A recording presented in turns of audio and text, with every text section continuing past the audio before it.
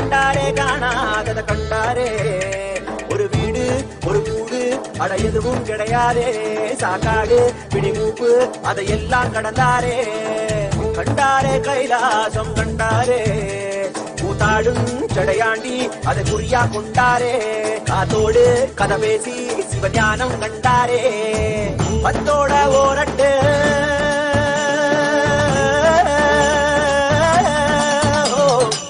பத்தோட 18 சித்தர்கள் விளையாட்டு. எத்தனை பேருக்கு தந்தாரோ கையாட்டு. சித்தங்கா போக்கு சிவம் போக்கு என சொன்னாரே. பித்தங்கா போக மருந்தாக தனம் வந்தாரே. வடகாசி தென்காசி வழிதோறும் சித்தரடி. அடியாத்தி முடிஞ்சாக்கா அடையாளம் கண்டுபிடி. கண்டாரே காணாதத கண்டாரே. கண்டாரே கைலாசம் கண்டாரே.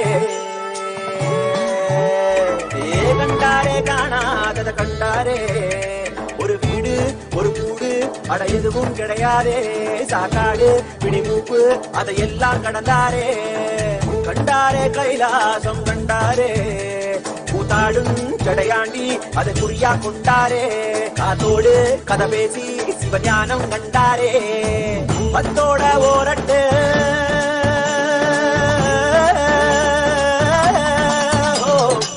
பத்தோட 18 சித்தர்கள் விளையாட்டு. எத்தனை பேருக்கு தந்தாரோ கையாட்டு.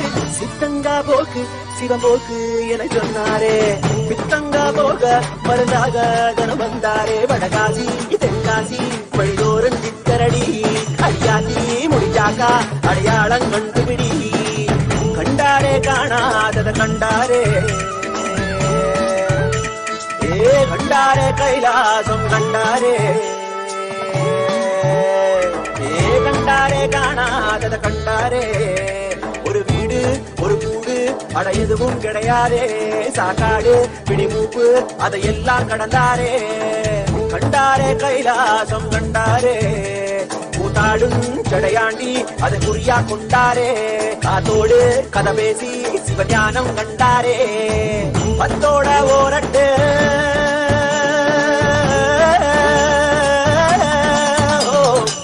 பத்தோட 18 சித்தர்கள் விளையாட்டு. எத்தனை பேருக்கு தந்தாரோ கையாட்டு. சித்தங்கா போக்கு சிவம் போக்கு என சொன்னாரே. பித்தங்கா போக மருந்தாக தனம் வந்தாரே. வடகாசி தென்காசி வழிதோறும் சித்தரடி. அடியாத்தி முடிஞ்சாக்கா அடையாளம் கண்டுபிடி. கண்டாரே காணாதத கண்டாரே. கண்டாரே கைலாசம் கண்டாரே.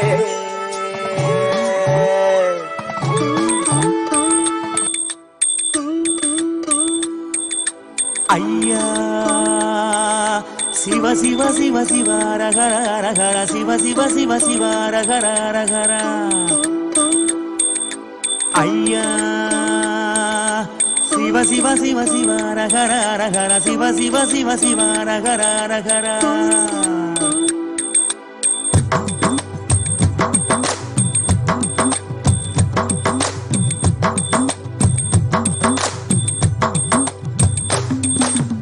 ஊரறிய என் பேரறிய உறவறிய தவத்துறவறிய. உள்ளொன்று புறம் ஒன்று பேசறிய. உமை சிவன் போலே வேறறிய.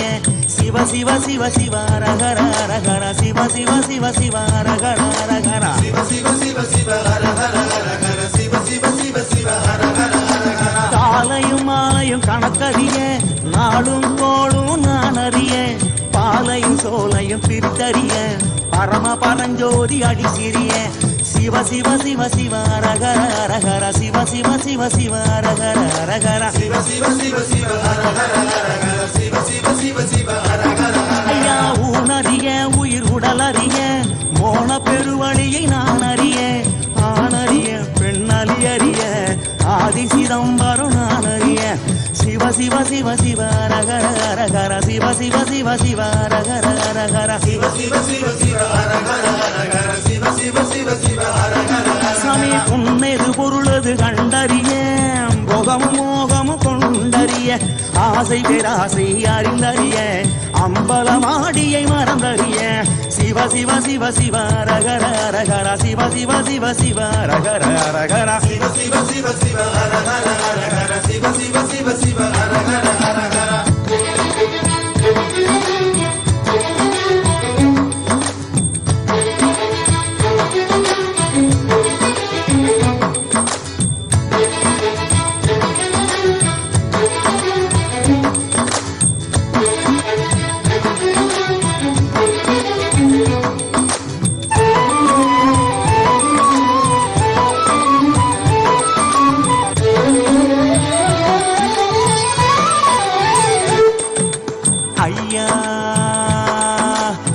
Siva Siva Siva Ragara Ragara Siva Siva Siva Siva Ragara Ragara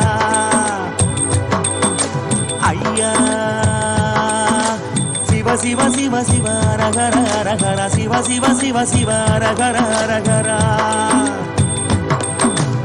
ஆகம வேதங்கள் படித்தறிய ஆறு குளங்களில் குடித்தறிய யாகம் யோகமும் செய்தறிய கோமுகம் பார்த்து பணிந்தறிய சிவ சிவ சிவ சிவ ரகர ரகர சிவ சிவ சிவ சிவ ரகர ரகர சிவ சிவ சிவ சிவ ரகர ரகர சிவ சிவ சிவ சிவ ரகர ரகர. சும்மா ஒருபோதும் இருந்தறிய சுத்த அசுத்தங்கள் பார்த்தறிய ஆத்ம நிவேதன செய்தறிய அர்த்தநாரீசன் அடி சிறிய சிவ சிவ சிவ சிவ ரகர ரகர சிவ சிவ சிவ சிவ ரகர ரகர சிவ சிவ சிவ சிவ ரகர ரகர சிவ சிவ சிவ சிவ ரகர. சாமி ஏடறிய சொல் எழுத்தறிய ஏற்றமும் தாழ்வும் நான் அறிய வீடறிய குடுங்காடறிய சோமசுந்தரனும் மறந்தறிய சிவ சிவ சிவ சிவ ரகர ரகர சிவ சிவ சிவ சிவ ரகர ரகர சிவ சிவ சிவ சிவ ரகர ரகர சிவ சிவ சிவ சிவ ரகர ரகர. உணவறிய ஊரும் உணர்வறிய உள்யது வெளியது நான் அறிய கணவறிய மேல் நனவறிய கனக சபாவரி அடி சிறிய Shiva Shiva Shiva Shiva ரகர ரகர Shiva Shiva Shiva Shiva ரகர ரகர Shiva Shiva Shiva Shiva ரகர ரகர Shiva Shiva Shiva Shiva ரகர ரகர.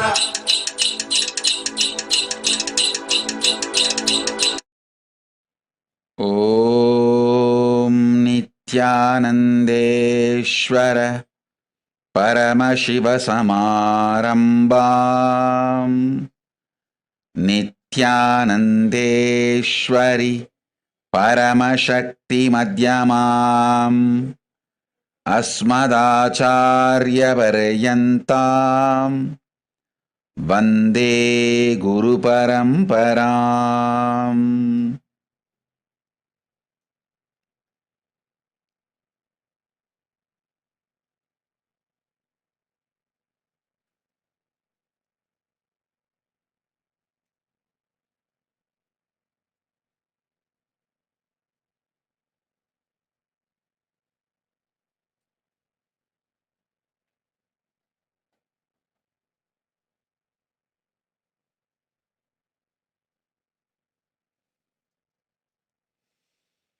I welcome you all with my love and respects.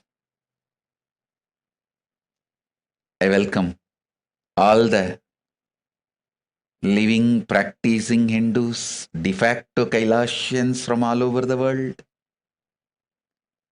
I welcome all the Sarvagnya Pitakartas, Yajamans, manifestors, Srimahans, Mahants, Sarvavarityahis, Kotaris, visitors, viewers, everyone sitting with us all over the world.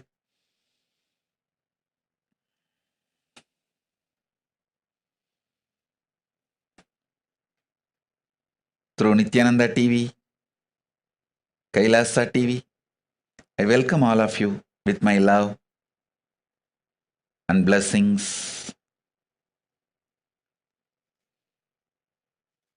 Paramashiva's message directly from Kailasa. Listen, what is happening now in the cosmos is the most favorable, supporting, auspicious ambience for enlightenment. See, the best thing that can happen to beings, the best spiritual breakthrough that can happen to beings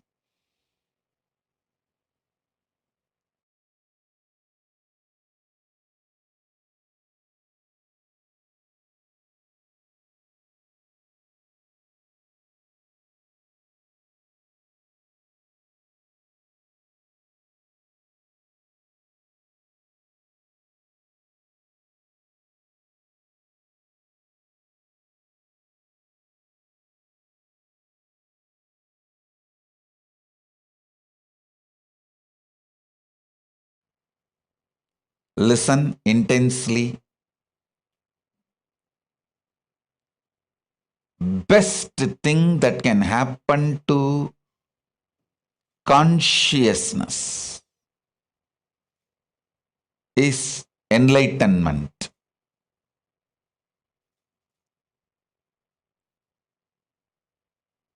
Being part of this Paramashiva's mission as enlightened being.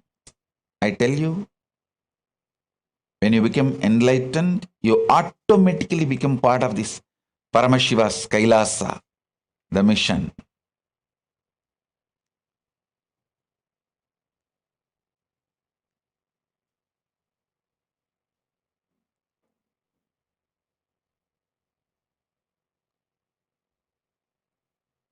Best thing that can happen to human consciousness is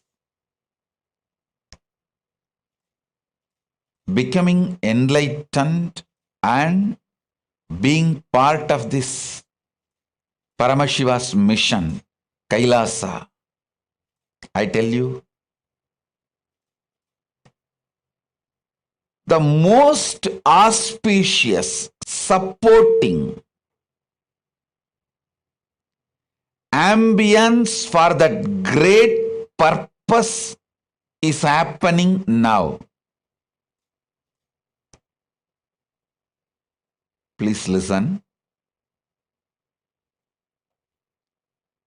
See, when you have a good rest, deep sleep,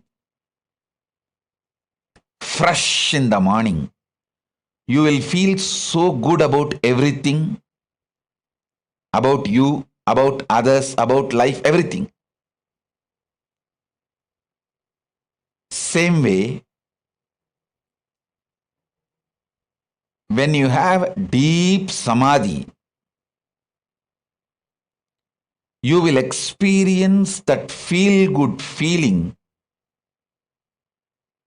billion times more. See, if you had a good food, deep sleep,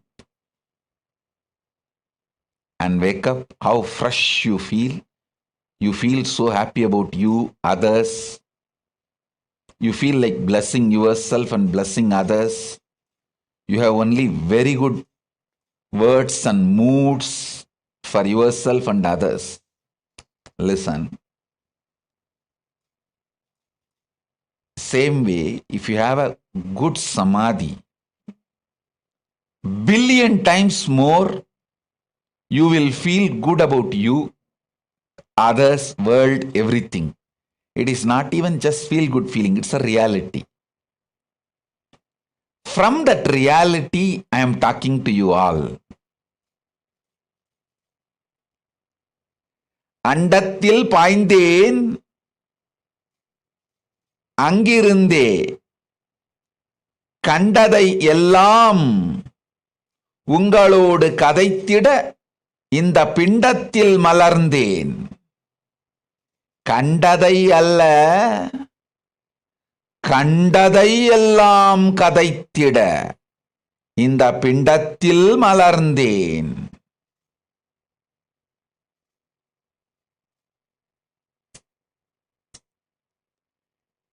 கண்டதை, கண்டபடி கண்டு உணர்ந்து கொண்டபடி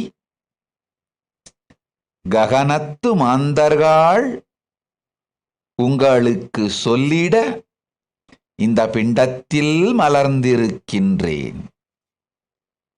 பிறவா வரமளிக்கும் பெம்மான் சத்தியத்தை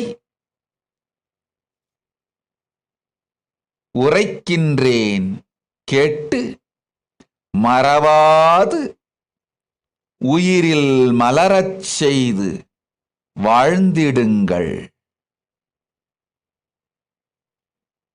Listen intensely.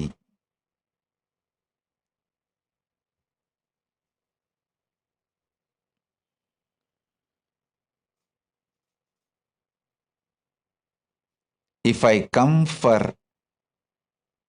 Satsangh or Akashic reading, darshans, programs every day, it's a good news for all of you. If I don't come for few days because I was in deep samadhi, it's a great news for all of you, because I'm going to bring some more great best things to planet Earth from Maha Kailasa. Every time I go to Kailasa, reside in that vertical time zone in Samadhi, and come back, I have a great gifts for all of you. Listen.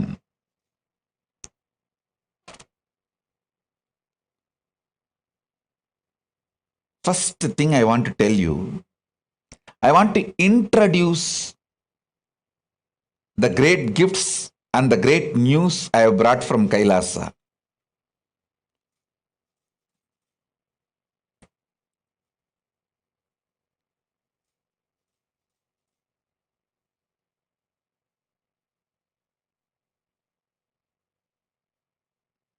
First, listen. First point I want to tell you.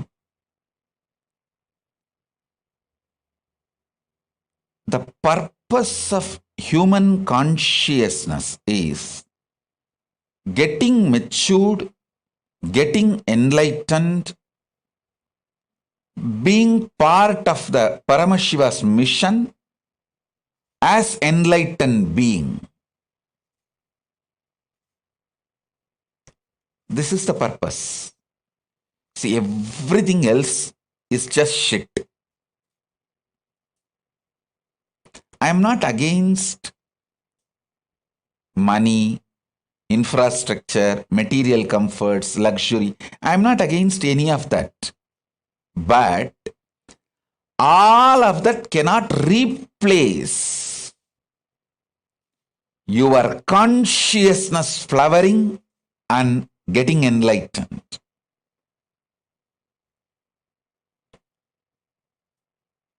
I am telling you, money is nothing but collectively accepted imagination given legitimacy. Collectively accepted imagination given legitimacy is money. I am not against money. Money is great as long as it is useful for administration to make human life better on planet Earth. To make our lives better on planet Earth, if the money is useful, great. But if that same concept of money is used by chronic capitalists or manipulators in any field to stop human beings growing consciously, then I am against money. Be very clear. Listen. Money is great as long as it supports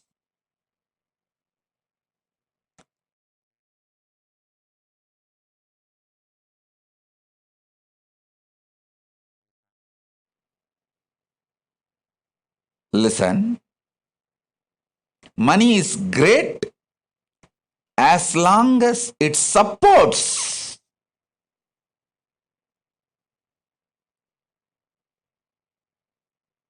human beings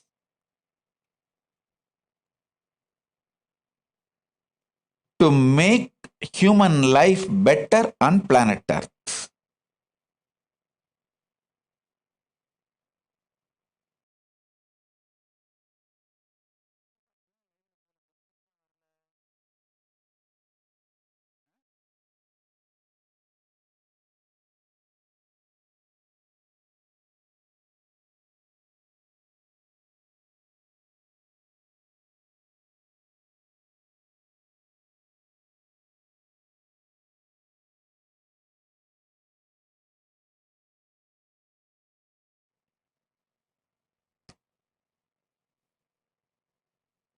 Listen, I'll repeat.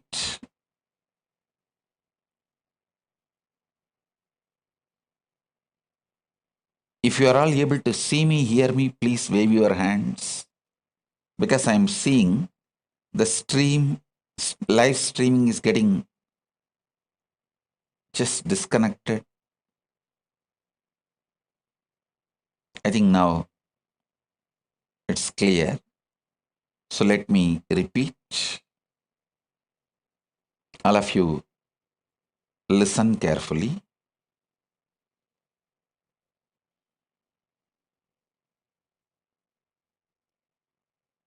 Money is great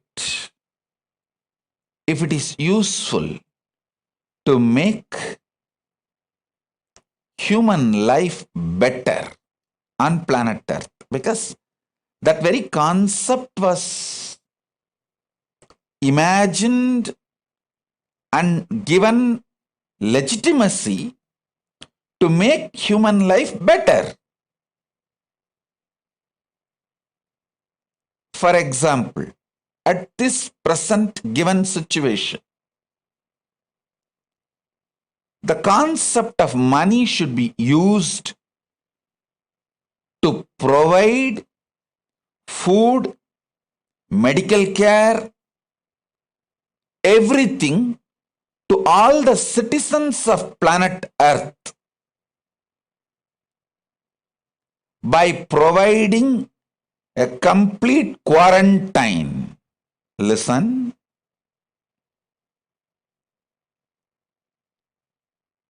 For now, especially this corona delta virus and delta plus virus, the way it is spreading, the way it is evolving, becoming different, all human beings all over the world should be provided absolute multi-layer quarantine till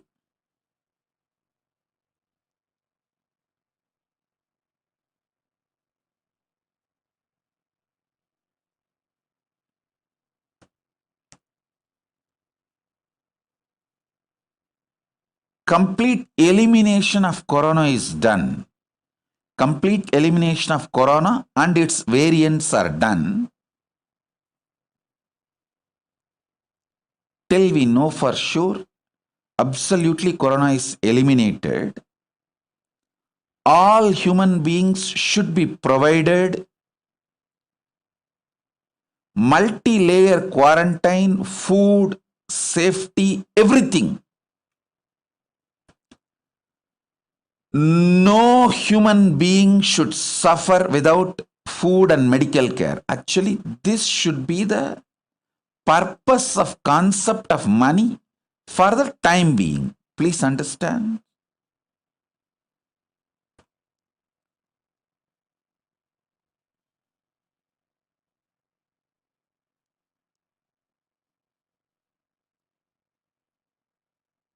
I'll explain step by step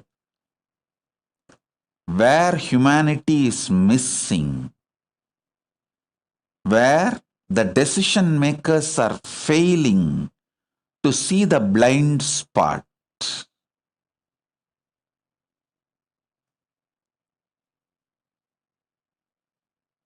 All systems, money, economy, bank, fixing a price for agricultural products or any product, everything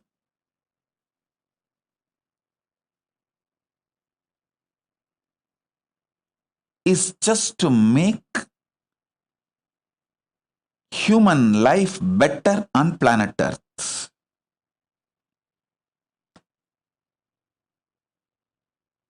Human beings need some kind of an inspiration and greed to run.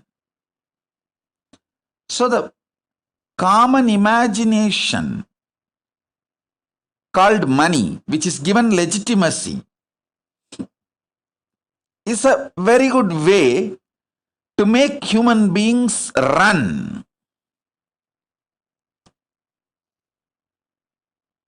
Keep themselves energetic, alive. So as long as money is used for that, it's okay.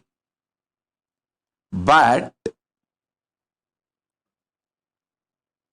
at the given situation now, Corona time, money and economy cannot be the reason to put human lives at risk, because human life is far more precious than all the idea and concept of money put together.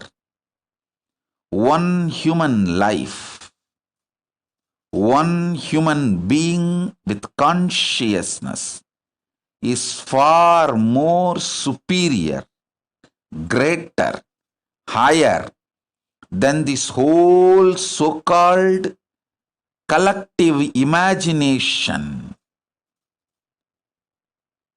Money, which is given legitimacy due to its utility value. Understand?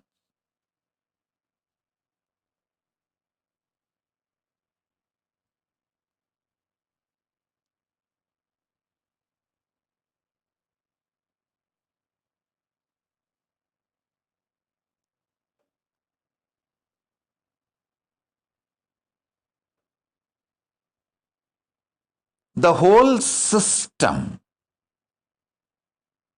the man-made human civilization, need to remember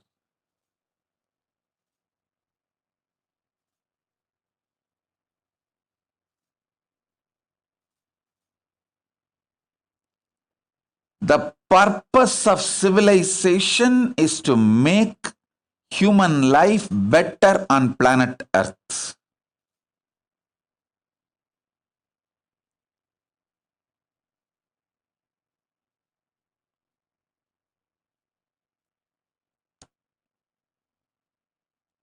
We just need human beings to look at this whole human civilization with fresh eyes.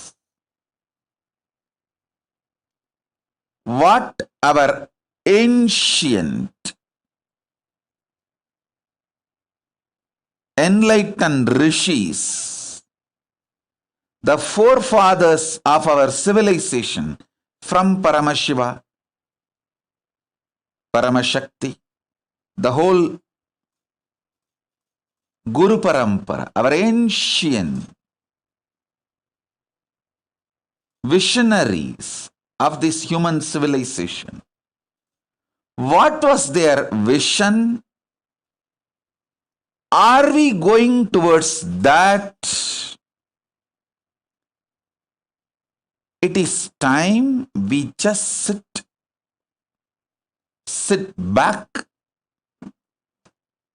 look with the fresh eyes.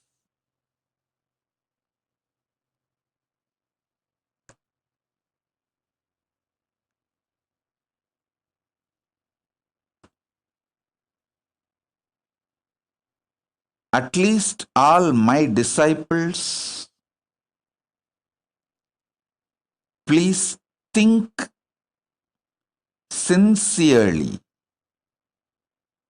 about this vision I am giving you all. If I can put this seed in all of you and all of you start thinking, I will feel job satisfaction. Last so many days, I was soaked in samadhi and I have brought some understanding, some vision, some truths.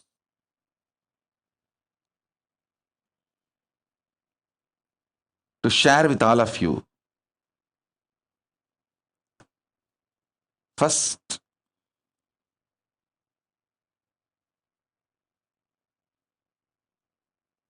everything is for the sake of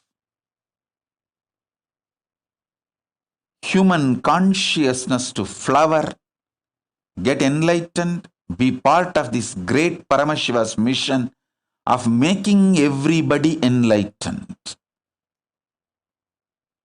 That's the first truth. Second, listen. This is the deep, sacred secret. Paramashiva has 5 phases: creation, sustenance, rejuvenation, delusion, liberation.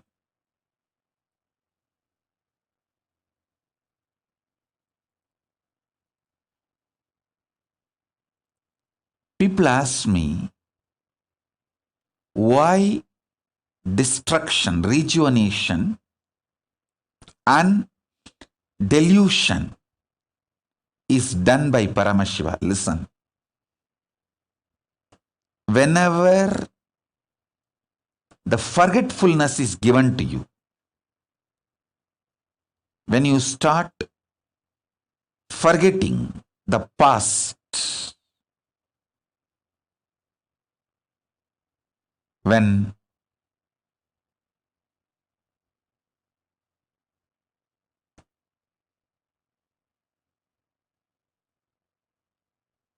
you get deluded, confused, forgetful about the past, the great possibility for a breakthrough is given to you. Listen. If you remember your past and proceed with your life further, that is called growth. If you learn to survive, reinvent yourself during the absolute forgetfulness, delusion, confusion,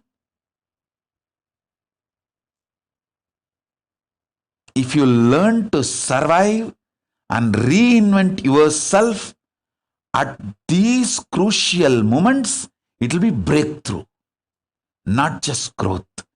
Paramashiva is providing an amazing opportunity for all of us to have a breakthrough. Listen. I am not soothsayer, or I am not this positive thinking paprapa. No. I am neither positive thinking Bhagavas nor life negative person. I tell you the truth as it is. As it is. See, if you remember your past and continue to proceed in your life, it is growth. So you remember, you used to make hundreds of thousands per year. Now you want to work hard and progress and proceed, manifest your creativity, hard work, intensity, all that, and you proceed from 100,000 to maybe 1 million. That is the growth based on your memory track. But whenever there's a complete winding up, your memories are no more useful, your past track record is no more relevant, utter confusion, delusion, things are just melting down in front of your eyes. Whatever you thought useless in your life, you suddenly find so much of value for it. And whatever you thought very useful as a pillar of your life, suddenly becoming irrelevant and no more useful.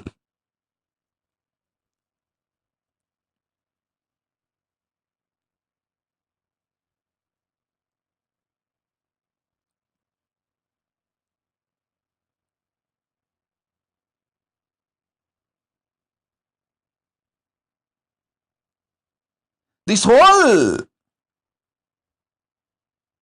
delusion through Bhava,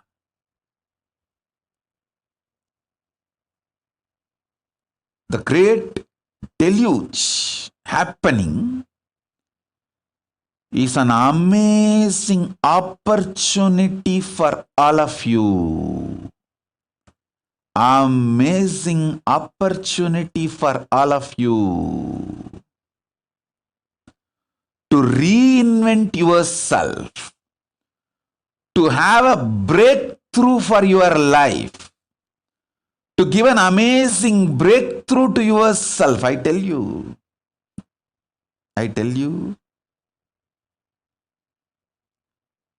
so many people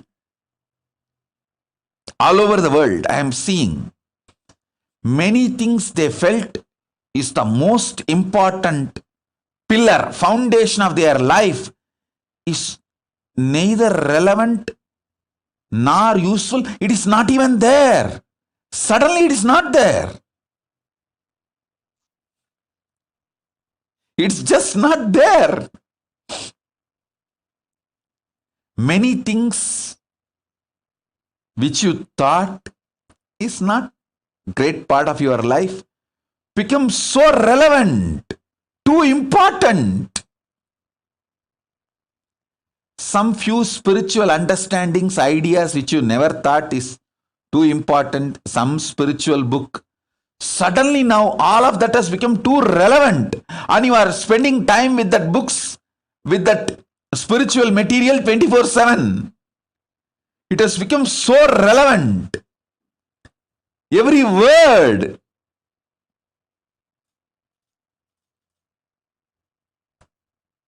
is useful. You are taking it very serious. Start working.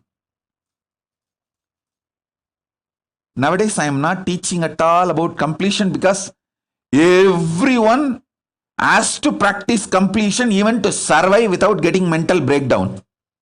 If you have to be without becoming paityam, loose, and sail through this great deluge and the whole pralaya, you have to practice completion and spiritual truths. Otherwise, you will be scratching your head. And otherwise, what will happen to you? Nobody knows. How you will be, nobody knows. The spiritual truths have suddenly become so relevant, even for basic survival. I am telling you,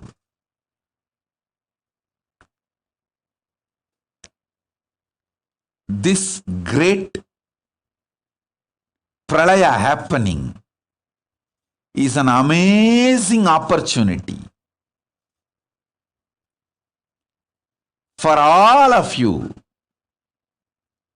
to reinvent yourself, rediscover yourself, rebuild yourself, revive yourself.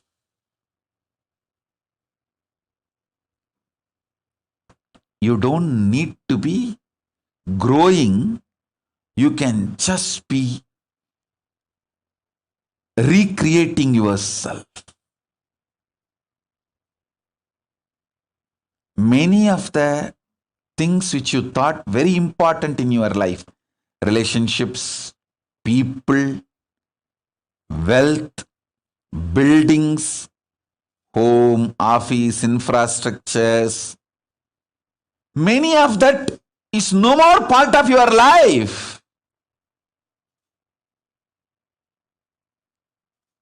Some have become even irrelevant.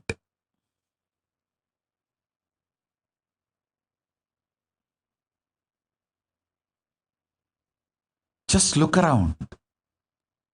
2 years before this pralaya started, what all was two important relevant things of your life, with what all you were spending your time, life, what was the focus of your life, your future plan, everything. Now see, I am telling you, Paramashiva is providing an extraordinary possibility, a powerful space. You may never get another pandemic, pralaya like this, even if you want, next few hundred years. Let us not miss it. It's an amazing opportunity to get enlightened. Listen carefully. I'll repeat. I wanted to repeat every statement I am making 10 times, so it gets into your inner space. Listen.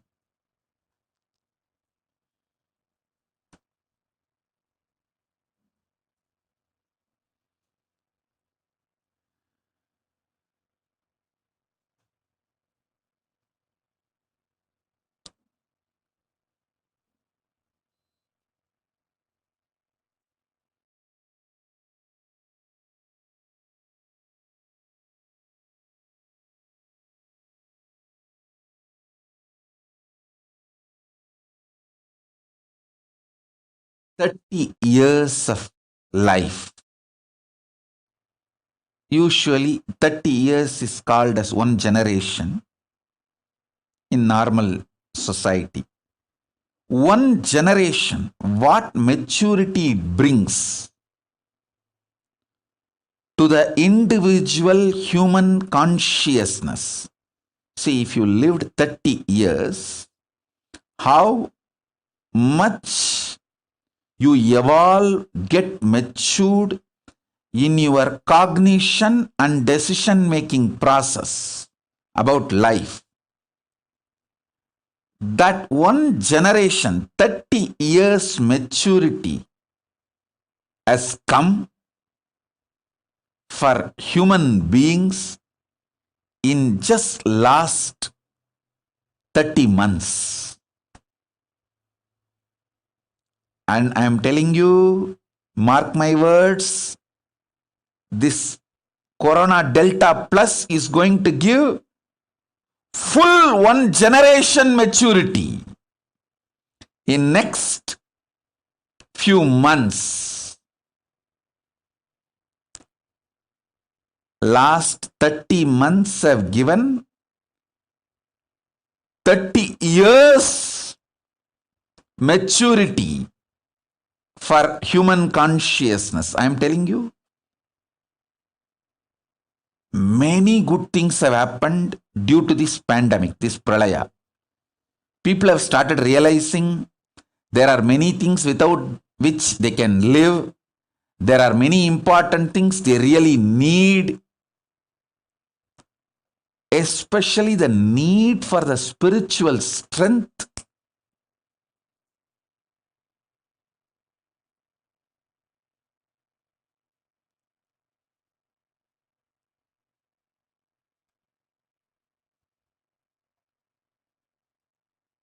Is happening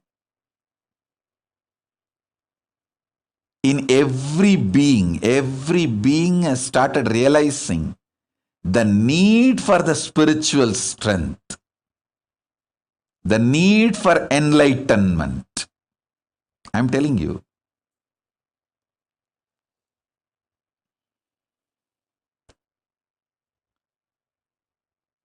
This last 30 months have given humanity the maturity which usually comes by 30 years, one generation. And mark my words, next few months, the Corona Delta Plus is going to give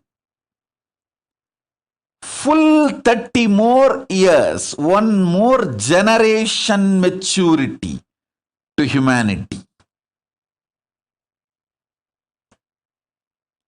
Not only the way, quick and fast way the Delta plus virus is spreading, the way it is going to impact the health of the human beings and the death rate, all that is going to give one generation maturity to human beings. Listen, I am neither giving you negative information nor trying to show positivity Bhagavas. No, I am just revealing the truths as it is. I am fresh from Samadhi. You can take it as a cosmic breaking news. I am directly coming from ground zero, where the decisions are made, where things are happening from Maha Kailasa, and giving you the breaking news, cosmic breaking news, cosmic updates, cosmic flash news. Listen carefully.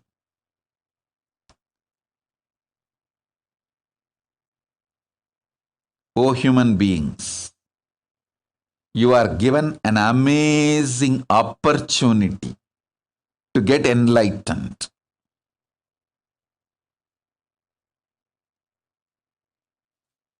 Let your first priority to be being alive. Keep yourself healthy, physically, mentally. Learn, practice as much as possible intensely Nirvikalpa Samadhi, the science of unclutching, science of completion, science of power manifestation. I have already revealed all these sciences to all of you. It's all available freely. Pick up and start practicing intensely. Because everything else is irrelevant. The consciousness you built, the health you are having, only these two is relevant after this great pralaya settles down. Nothing else is relevant. Hey, billionaires are dying like a rat and cat in the street.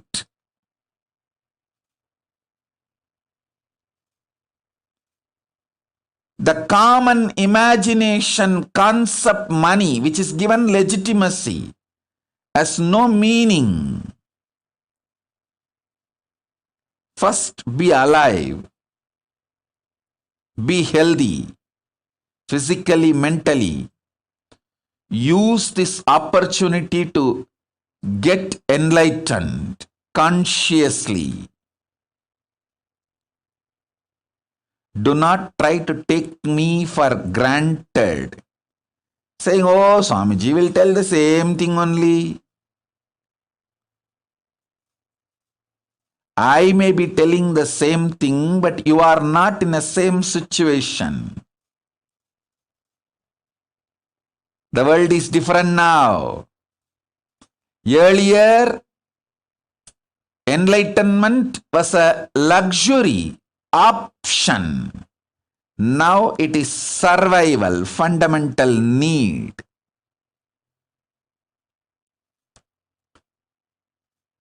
Just like your morning breakfast, enlightenment is the fundamental need.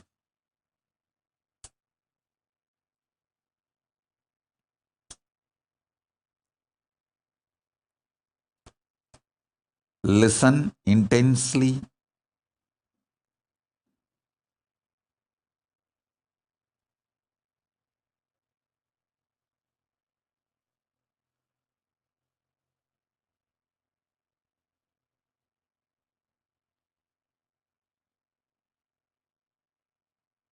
This pralaya,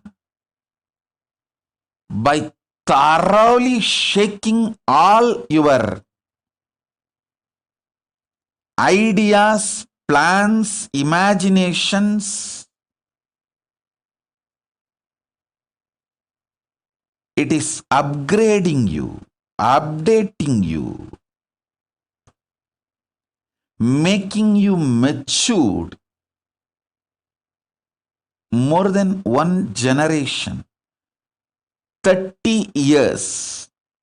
Usually what changes will happen in the human society, whether mentally, physically, the way the economy functions, the way humanity evolves. See, 30 years before, the idea of passport, visa, and now the idea of the passport, visa, it has matured like anything. Few years before, the president of the Ecuador announced that they are going to create a system where the idea of passport and visa become irrelevant for humanity. Means the free travel. I am giving you a rough paraphrased version. You can Google and get that news link.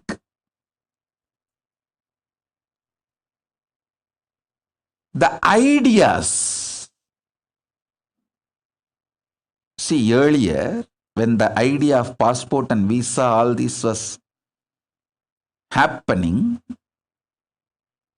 30 years before, it was more for restriction purpose. Now it is more for facilitating purpose.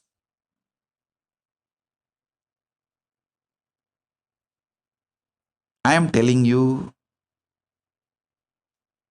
after this pralaya, the ideas of passport, visa, all that will have a next level of matured cognition. It will be just giving you the multiple choices and options. Earlier, when this idea of passport, visa and all, when it was created, it was more like for restricting purpose. Then it evolved into a facilitating purpose. Now it will be more like giving you the wide choices, variety, options. It may even evolve to the next level. Because the way human beings are going to die, every country will want more human beings in their country. The human beings are going to be more important than any idea of billions or millions or trillions. The importance is going to be shifted more on human beings. And I am telling you, very seriously. Humanity is going to wake up and respect the nature, planet Earth, and the nature as a living energy. It is not there for us to exploit. No. The nature is a living organic energy which is verily part of our existence, which plays a major role in our existence. Humanity is going to wake up to this truth. So the vegetarianism will become lifestyle. The deforestation will stop. Multiple side effects are going to happen. Like when this global warming has caught the attention of the human beings, how many major decisions were taken and how humanity started looking at everything in a matured way. This pandemic, last 30 months have given 30 years maturity, and next few months is going to give next 30 years maturity. One more generation maturity. Human beings are going to have just in next few months. Understand? The other day I was reading an article. Somebody was trying to justify, even during the plague in India, we had 10 to 20% of the population dying, but we stood back. Yes, I am not saying we are not going to stand back. We are not going to revive ourselves. No, I am not saying that. Be very clear. When 10 to 20% of the population was wiped out during the plague and those pandemics, there was no cell phone, there was no live streaming, it was not impacting the living human being's consciousness that strongly. See, even the message you receive, the news you receive will be verbal, very less photographs. So the people who survived, the impact of others' death on the minds of the people who survived was not too much.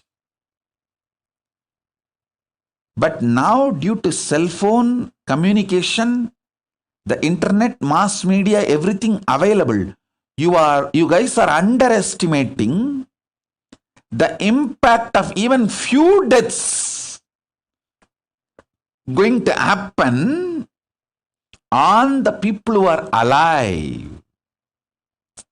See, I am neither supporting media lying by hiding the number of common man's death, nor I am supporting media going gaga and wild and overacting and overreacting some of the VIP deaths due to corona. Both extreme I am not supporting, but both extremes are weakening the human beings, and both extreme, see, hiding the deaths of the common mass and too much of limelight for some celebrities dying in corona, both are not letting human beings to take the right decision.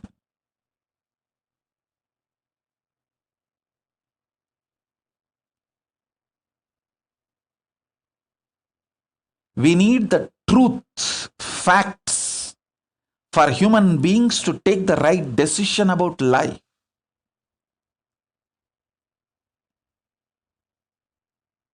Neither we should break the confidence of the people on the civilization, nor they should have the false arrogance and roam around without protecting themselves from the corona. Please understand, when the large common mass deaths are hidden from others, see, common man's deaths, large number, but it is covered, hidden from the humanity. The human beings don't understand the necessity to protect themselves from corona, and they start moving around unprotected. They are not taking corona seriously. That's one side. The other side,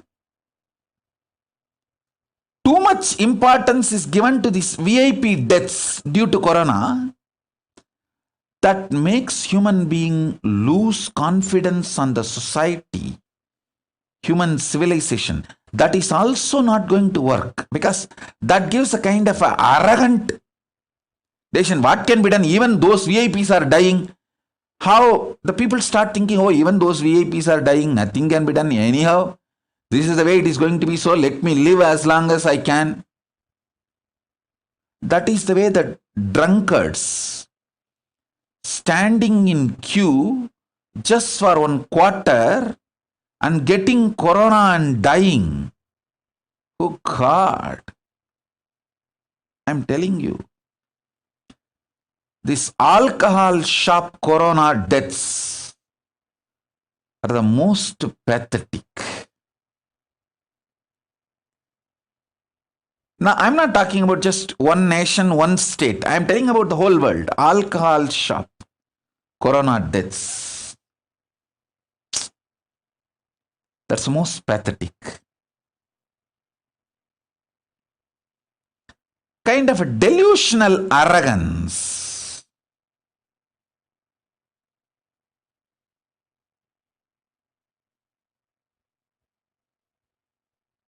Enters into human beings. Neither this extreme is right, nor that extreme is right. Neither hiding the mass common man's deaths are right, nor giving too much of limelight to the celebrity deaths due to corona is right. Both are wrong. People need to be given the fact, not only fact, they need to be educated rightly, and especially provided the ambience and security. All the decision makers all over the world, on behalf of Kailasa, I request all of you, please provide food, basic medical care, shelter to all human beings under your care. Multi-layer quarantine till this corona is completely eliminated from planet Earth, till that spreading cycle, that chain is broken.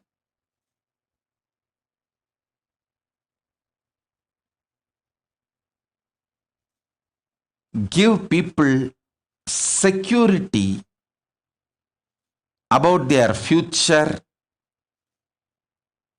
confidence about their life,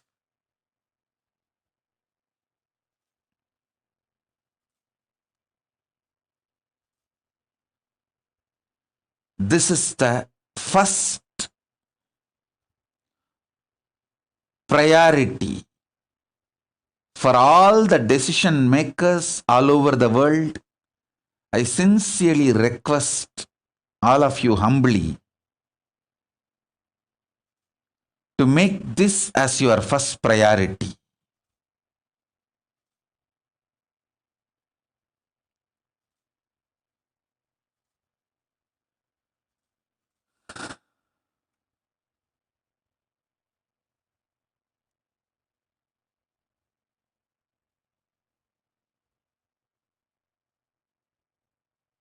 And I am not the kind of a person who will just put the responsibility on others and keep quiet. No. I am a kind of a person, I will do first whatever I can, then what I am doing, the same thing I will request others to do. That is the reason I have opened all the ashrams, temples, properties, Kailasa has to provide multi-layer quarantine, protection from corona, corona delta plus, providing food and very authentic Hindu medical care. I tell you, it is very unfortunate. The Hindu medical systems are taken for granted, destroyed, abused, disrespected. Very systematic way by the anti-Hindu elements. But the Hindu medicinal system surely has everything needed to save humanity from corona and all the variants of corona. Whether protecting yourself, prevention level, or after getting corona, curing, healing, recovering, and after fully recovered, the post-recovery health maintenance and fully getting back to your health and back to your original form, the pre-corona health level, in every level. The Hindu medicinal system, when I say Hindu medicinal system, I mean Siddha, Ayurveda, and all the subsects, branches of Siddha and Ayurveda.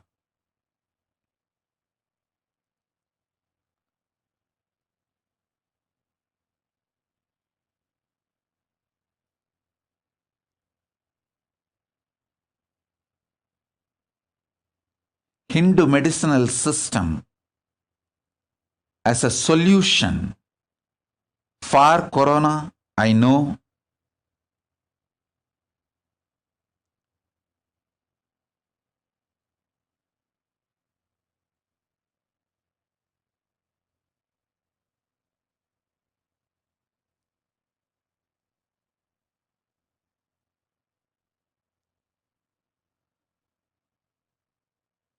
Whatever way I can help, I'll continue to help. I won't waste my time in blaming or putting the responsibility on others. I will do whatever I can and request others also to be part and serve. Whatever way you can serve, especially decision makers.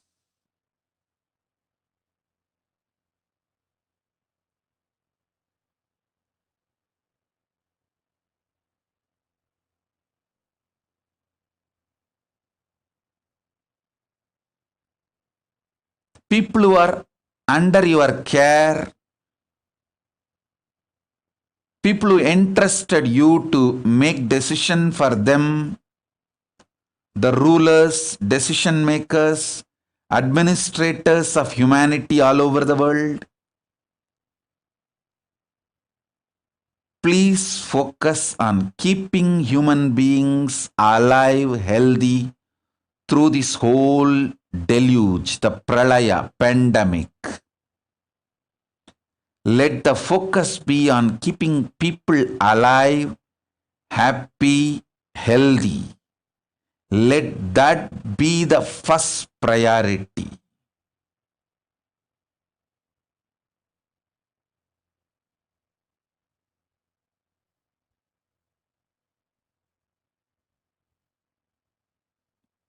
Let that be the first priority.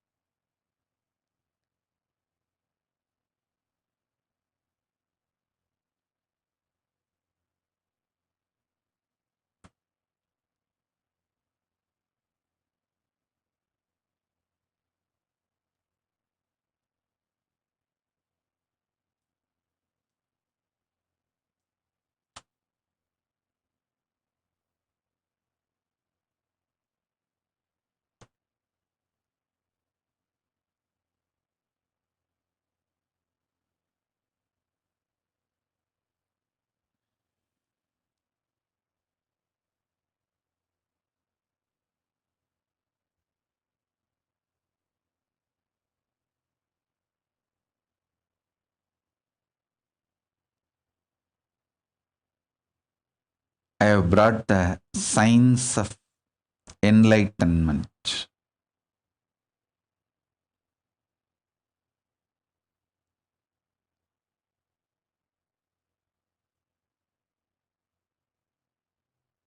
Especially for the humanity during this pandemic, this pralaya time, this huge, the deluge, the pralaya time. Next few months, I'm going to focus on making as many of you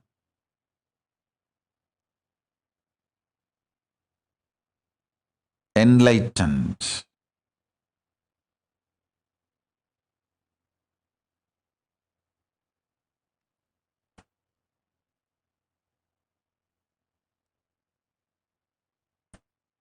So this instruction is for all the Kailasas, means all the ashrams, temples, our adhinams,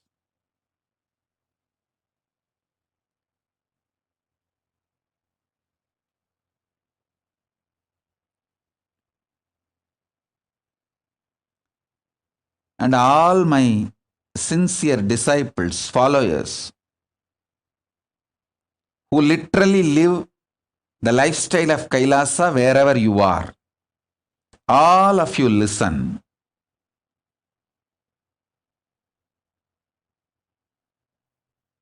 Next few days, start taking these 3 herbs in your food. Karisalanganni, Ponnanganni, Thuduvalai. I will repeat. I will even put the English word in the social media as the gist of the Satsangh. I do not know the English word now, so now I will tell in the Tamil. Ponnanganni, Karisalanganni, Thuduvalai. All the ashrams should grow these 3 herbs.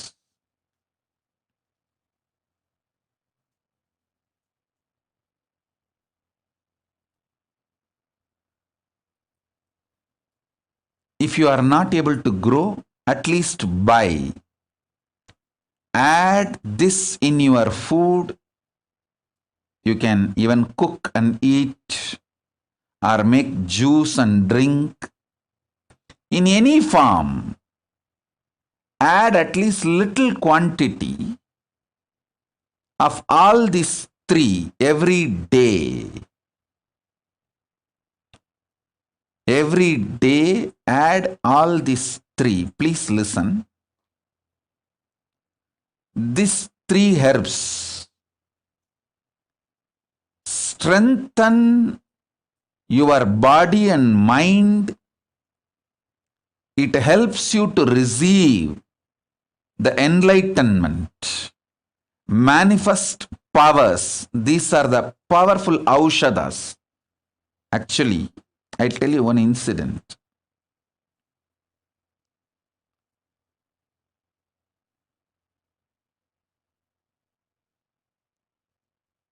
Somebody came to my guru, Raghupati Yogi, asking for a solution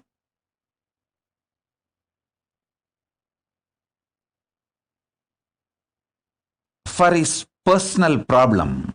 He was going through some problem in his house. He wants a solution. Then my guru told him, bring Tuduvalai leaf, 10 leaves tomorrow. I was sitting next to my guru when he gave this solution. I thought maybe when the Tuduvalai comes, he is going to energize him and make him eat or whatever. I just waited. Next day, that person came with that 10 Tuduvalai leaf.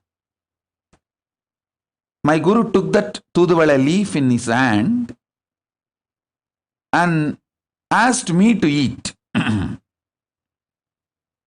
didn't understand why he's asking me to eat. I ate. And he asked me to sit. And he told that person, the devotee who came for solution, to touch my feet and do Pada Puja to me. Take my blessings.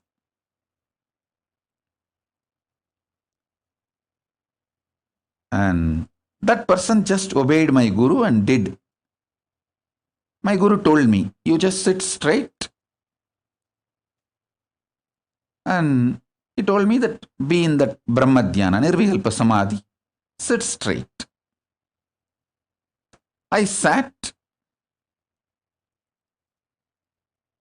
The devotee did the Pada Puja and whatever he was supposed to do. Then my guru told me, bless this person. As my guru told me, ordered, from that Nirvikalpa Samadhi, I blessed him. He went away. Maybe in 10-15 days, he came back saying that the whole problem is solved completely. I asked my guru, what exactly happened? Tell me. Raghupati Yogi told me, hey, you are Paramashiva. When time comes, you will realize, whether you realize or not. Whether you realize that now or not, you are Paramashiva. When time comes, you will realize that is different. When I gave the Tuduvalai and you ate and sat, your Paramashivatva intensely started manifesting in your body. So that is the time I asked him to worship you, do Pada Puja to you. So directly he receives Paramashiva's energy and powers. He got the blessing and he went away. And I tell you, for quite a long time, when I used to sit for Pada Puja, I will have Tuduvalai in my mouth for quite a long time. Only after I started traveling outside India, when we were not able to get that herb, and by the time it was also not required, I stopped using. Tuduvalai is that powerful herb. When you use Tuduvalai every day, simply you manifest the powers of Paramashiva. Karisalanganni, Ponnanganni, Thuduvalai. All this heals your body and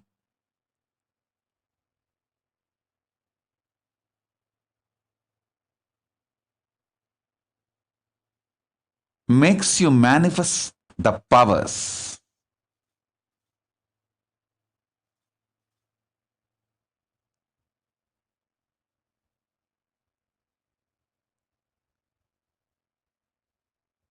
Especially all of you who want to manifest powers, whenever I give Shakti Pada and Shakti Nipada, if you want to receive my initiation and manifest the powers, please start adding these 3 herbs in your food regularly. Actually, these 3 are very powerful herbs, even to bring health in you.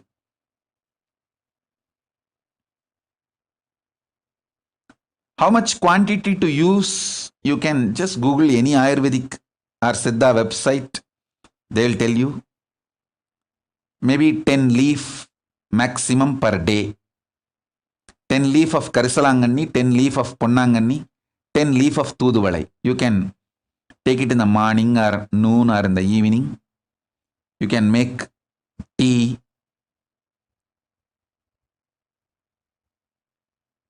You can make kashayam or any ways. And or you can take it as part of your food also.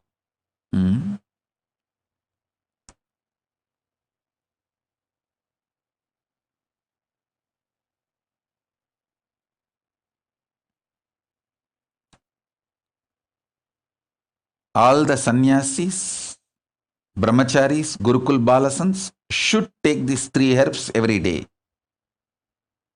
All the ashrams should start growing these 3 herbs every day.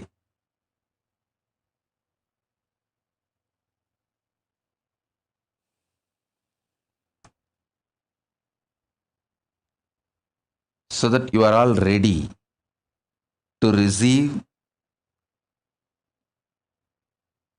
and get enlightened. This whole science which I am bringing now, just your integrity is enough. Wherever you are, your integrity is enough. You can connect and manifest enlightenment, enjoy the best things of superconsciousness, powers of Paramashiva.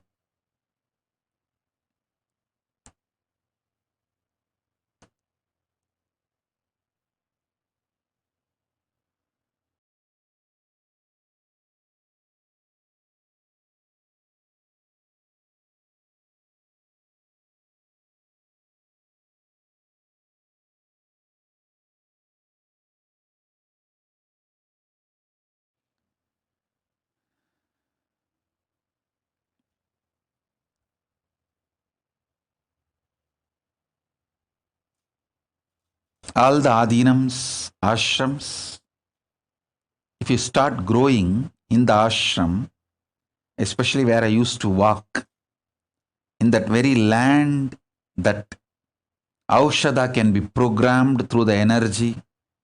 I brought enough energy from Kailasa. I'll program them for all of you to manifest enlightenment and powers of Paramashiva.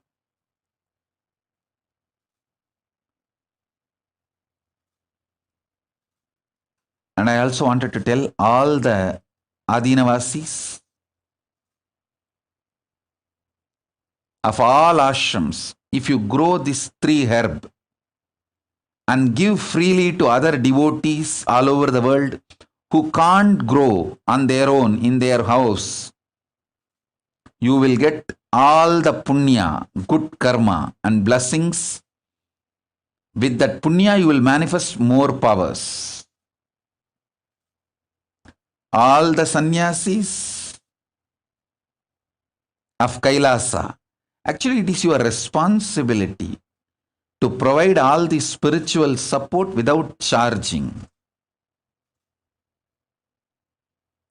So this is my order to all my sannyasis, the whole sovereign order of Kailasa.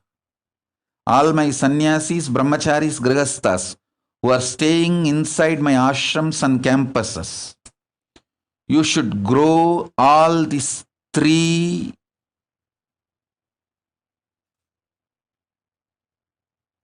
herbs. Karisalanganni, Tuduvalai, Punnanganni. And not only you can consume, you can enjoy it, you should distribute to anyone who has free of charge. Free of cost, you should give. Maybe you can let people pay the transport. Shipping expense they can pay. But the herbs themselves should be given freely, especially grown in our campuses where I lived, where I used to walk around, where that breathing space is there still intensely. Tiruvannamalai Ashram, Adi Kailash, Bididi, Salem Adinam, Rajapalayam. These are the ashrams. Hyderabad, where I physically, literally lived, walked around, energized that whole land, energy fields. All the ashrams I mentioned, all those Adinavasis should grow these herbs. You should use and share with the world. This is your responsibility. Devotees all over the world are donating money, funding us. So we should be doing this kind of spiritual support and services to everyone. It's our responsibility.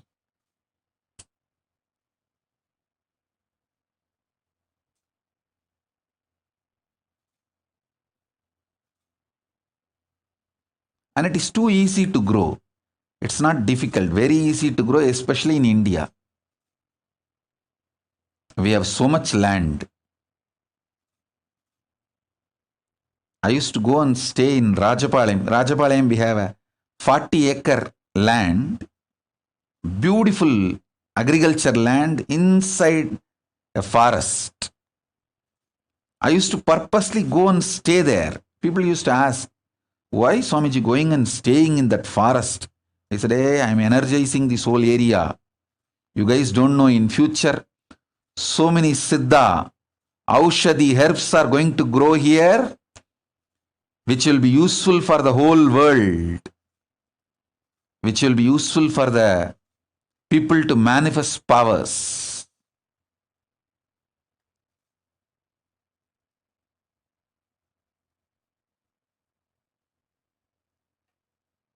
So all those people who are in our ashram,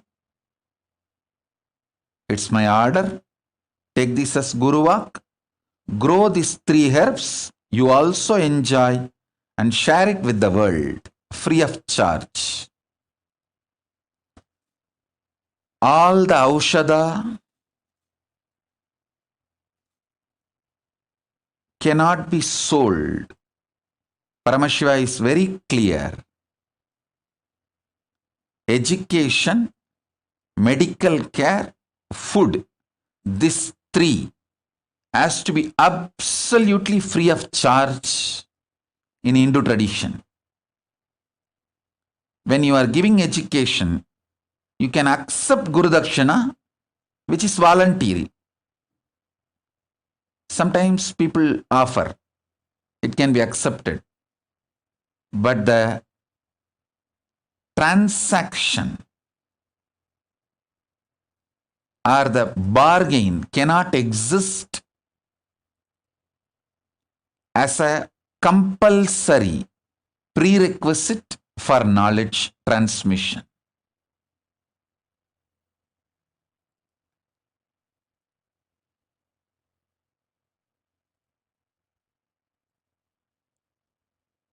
Same way the Aushadha.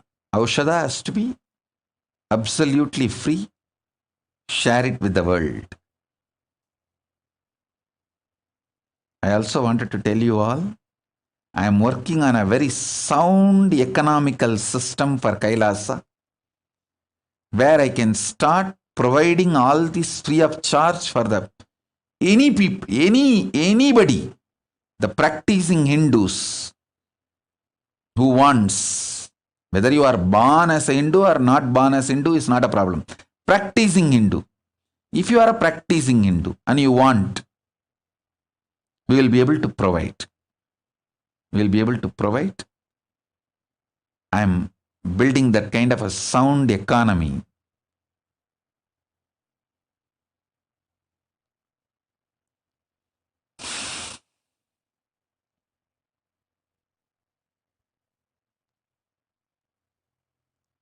The real economy of the future is conscious-centric, not money-centric. It is conscious-centric. Usefulness to the world, usefulness to the human beings, usefulness for the human consciousness to get enlightened.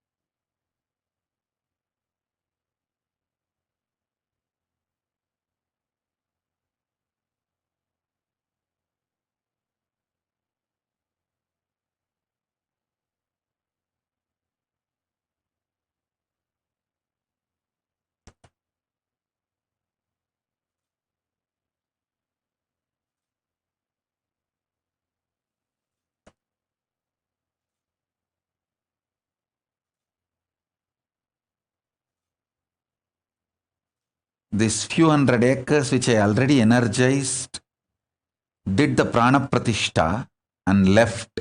See, in Hindu tradition, the herbal garden, Siddhavana, Siddha Aranya, has to have Vastu Santi, Mooligai Saba Nivarti, Mooligai Prana Pratishtai. All these rituals have to be done to the land and to the whole energy field. Fortunately, in those days itself, by the grace of Paramashiva, all the land which was donated to our Sangha in India and many other countries, I have done this, creating an energy field through Vastu Dosha Nivarti, Mooligai Saba Nivarti, Mooligai Prana Pratishtai, all the traditional, the spiritually energizing process, especially Biddi Adi Kailash, Tiruvannamalai, we have multiple lands. In all the lands, I did it. And Salamadinam and Rajapalayam, we have multiple pieces of lands. In all the lands, I did it. And Erode, Tiruchengodu Adinam. So all the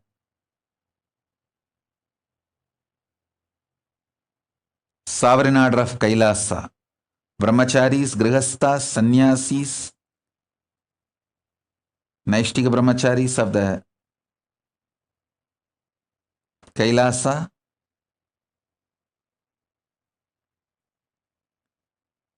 please grow these herbs in all this sacred land, which is 1,000 times more powerful than anywhere grown outside. Because this will be powerfully spiritually programmed. And this, which we grow inside our energy fields, will be powerfully spiritually programmed one, and it retains its spiritual energy. And directly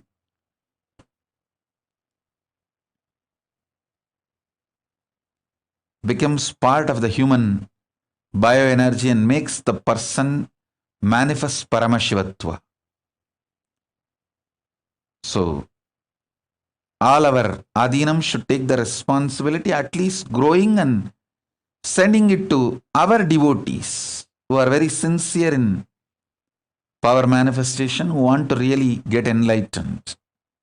At least for those sincere people, you should be supporting it and giving it.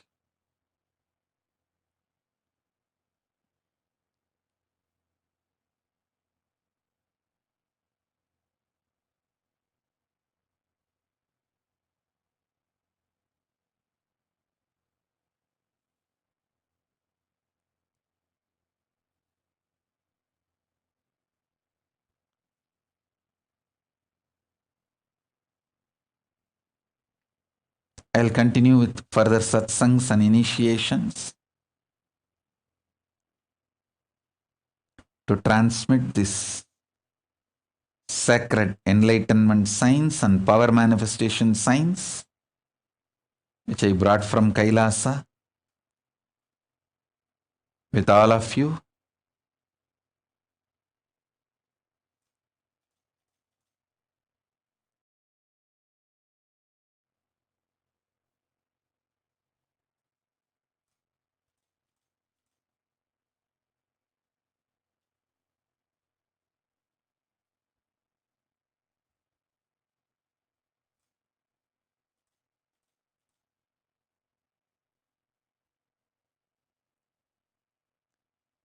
We can also do one more, all the adinams. We can grow these plants and make even seeds from these plants and send that to people all over the world so they can grow. That seed will have the same power, same spiritual energy and spiritual programming. So that service also is great service.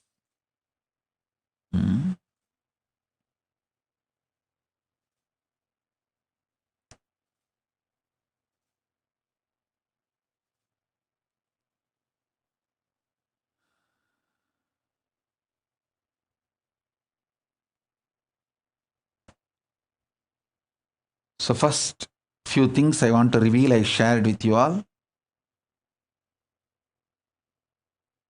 I have many more things to reveal.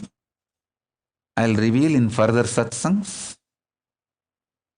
For now, this. So essence of what I wanted to convey.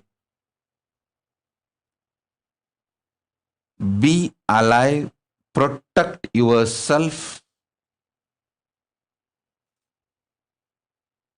from corona, corona delta plus, and all other multicolor fungus, black fungus, yellow fungus, green fungus, so many other variants and other brothers, sisters, cousins of this corona. Protect yourself from all of this by double layer quarantining, and use this time to experience unclutching and nirvikalpa samadhi.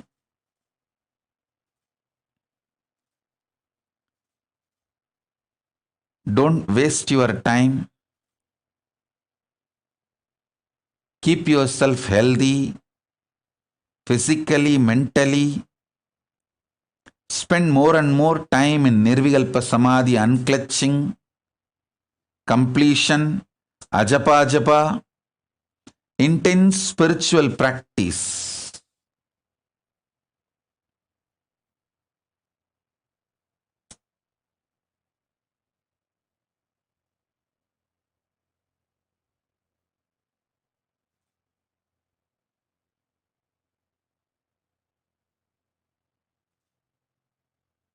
Don't waste this time.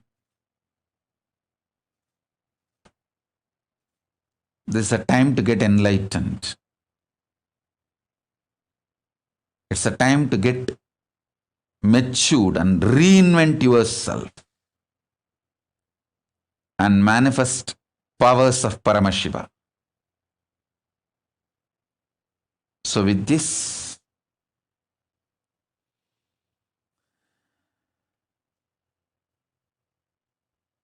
I bless you all. Let's all radiate with integrity, authenticity, responsibility, enriching, causing, living Shuddhatvaita Saivam, Paramadvaita, Paramadvaitam, the Shuddhatvaita Saivam, the state, space, powers, being, superconsciousness, and Kailasa of Paramashiva, Paramashivoham, Om Nithyananda Paramashivoham, the eternal bliss, Nithyananda. Thank you. Be blissful.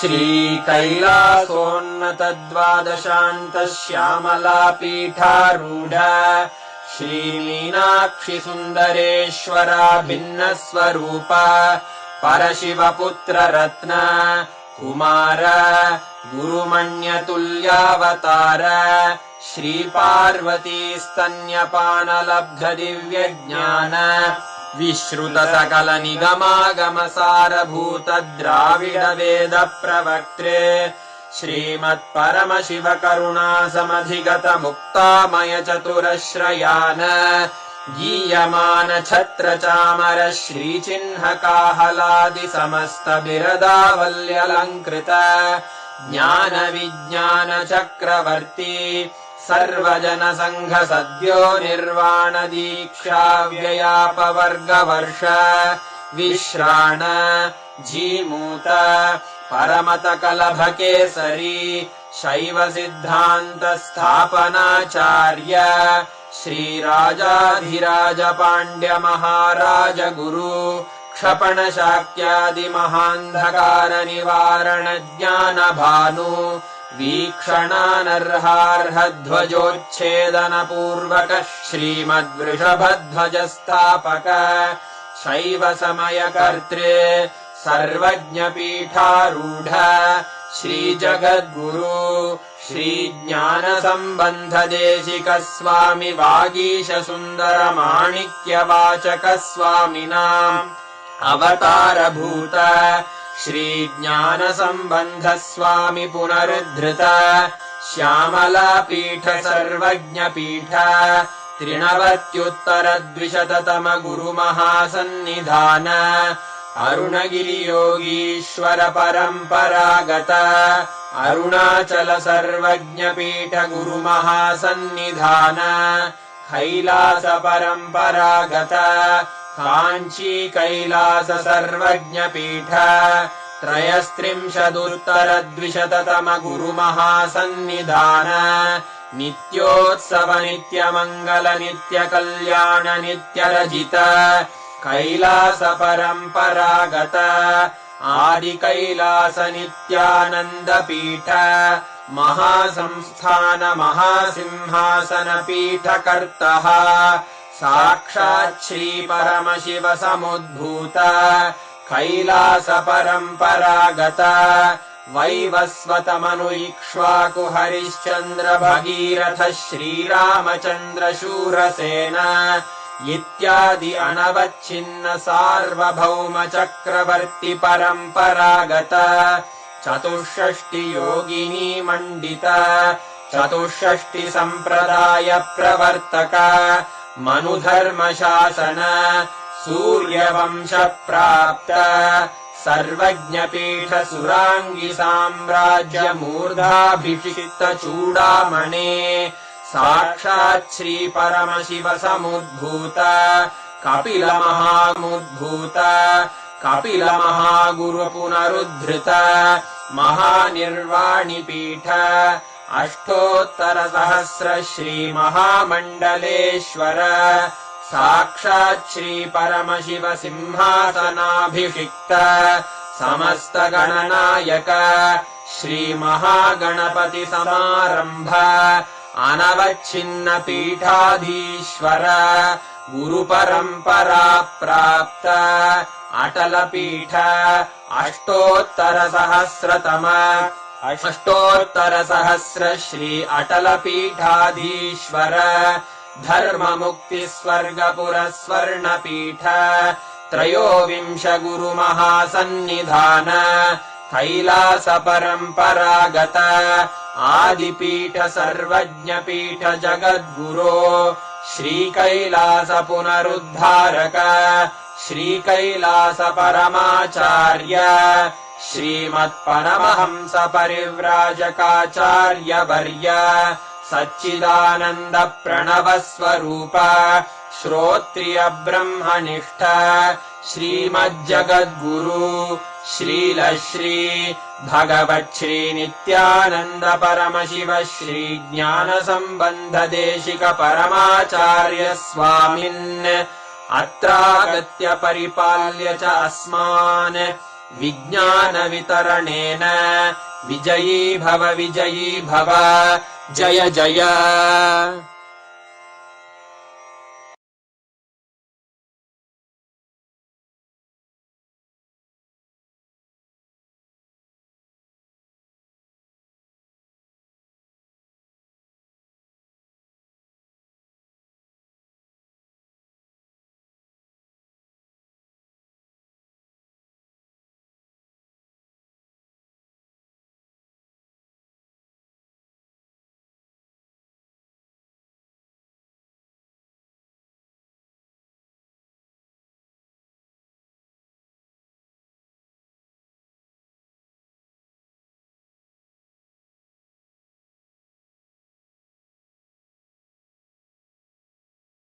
Paramashivoham Om Nithyananda Paramashivoham Om Nithyananda Paramashivoham Om Nithyananda Paramashivoham Nithyananda Paramashivoham Om Nithyananda Paramashivoham Om Nithyananda Paramashivoham Om Nithyananda Paramashivoham Om Nithyananda Paramashivoham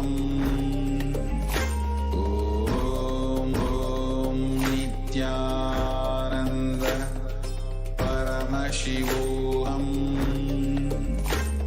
Om Nithyananda Paramashivoham.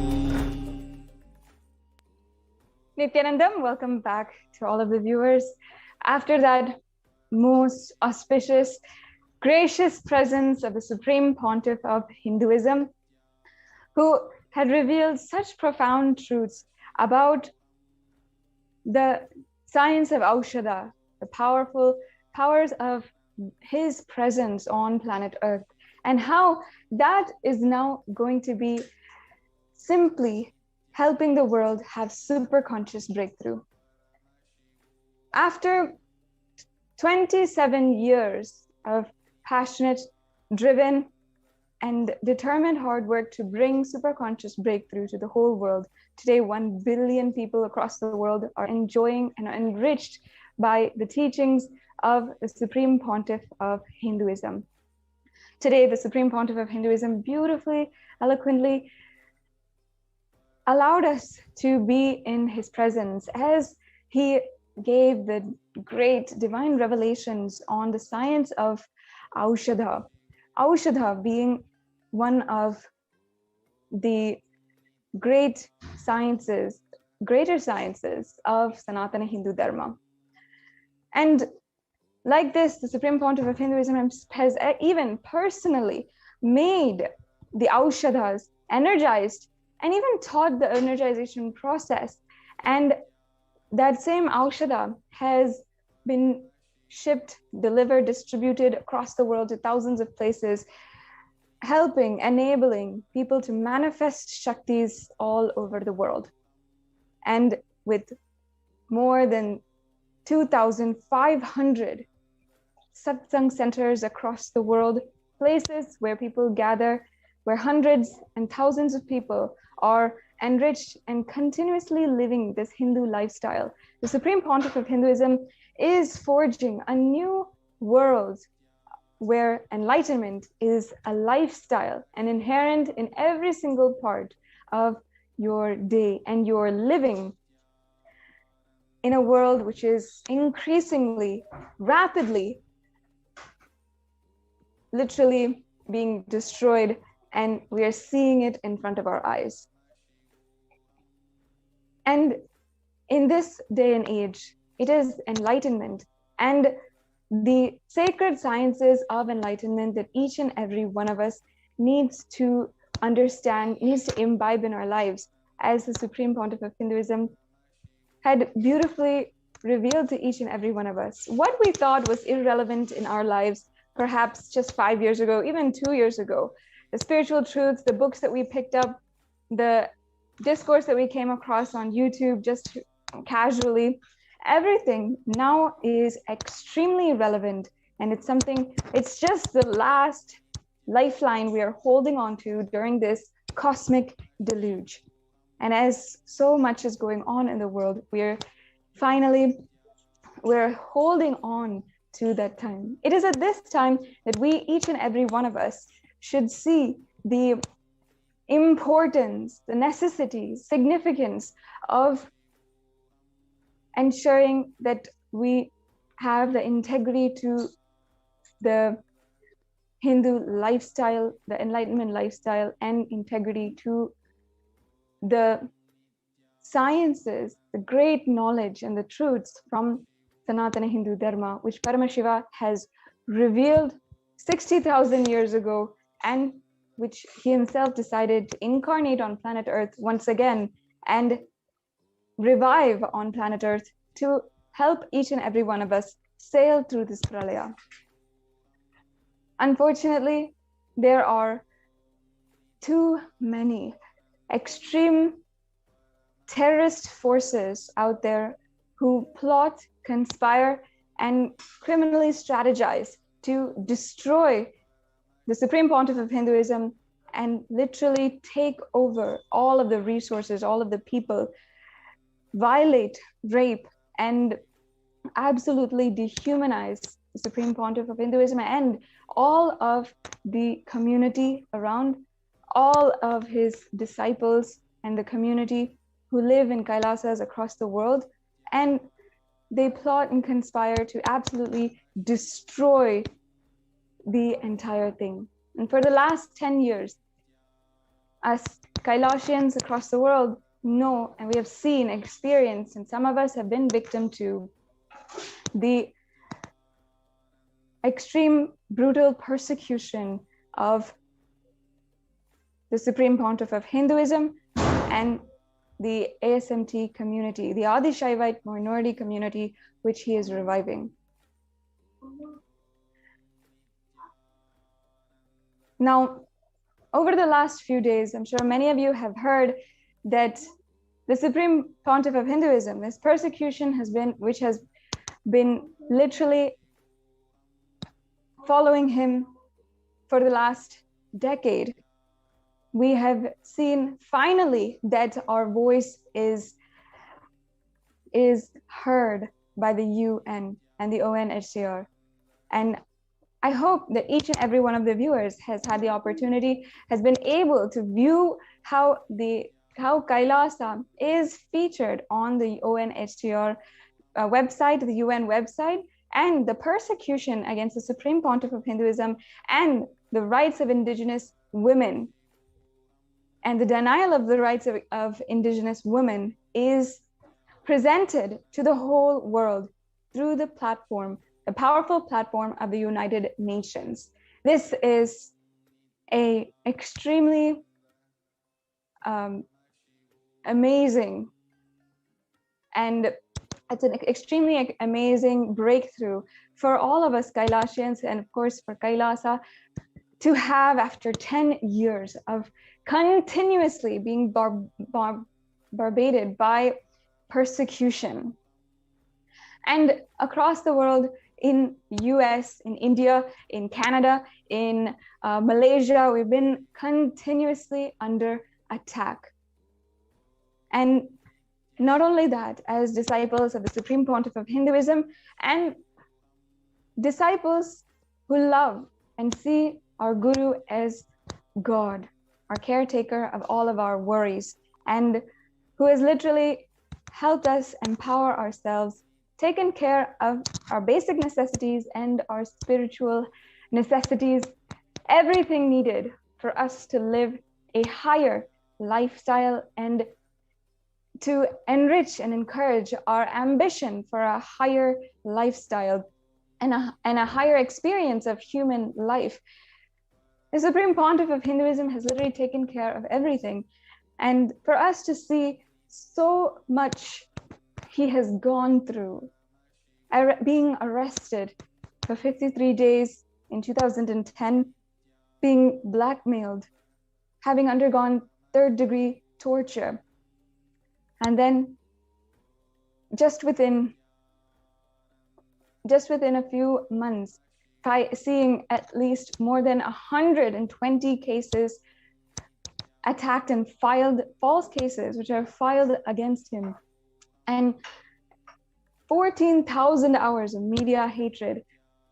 It has been so painful, devastating to see how someone who has brought so much of good in our lives and reintroduced each and every one of us to the pureness and goodness of our consciousness, our soul, to go through so much.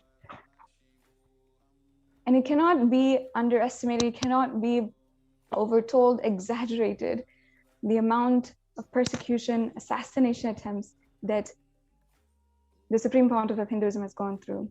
So it's just an amazing breakthrough that fills us with immense gratitude that we have finally found a voice, a platform, and especially through the United Nations, one of the largest advocates for human rights. And of course, for the last decade, we have been going door to door, judiciary to judiciary, government to government, media house to media house, just trying to have our voice heard.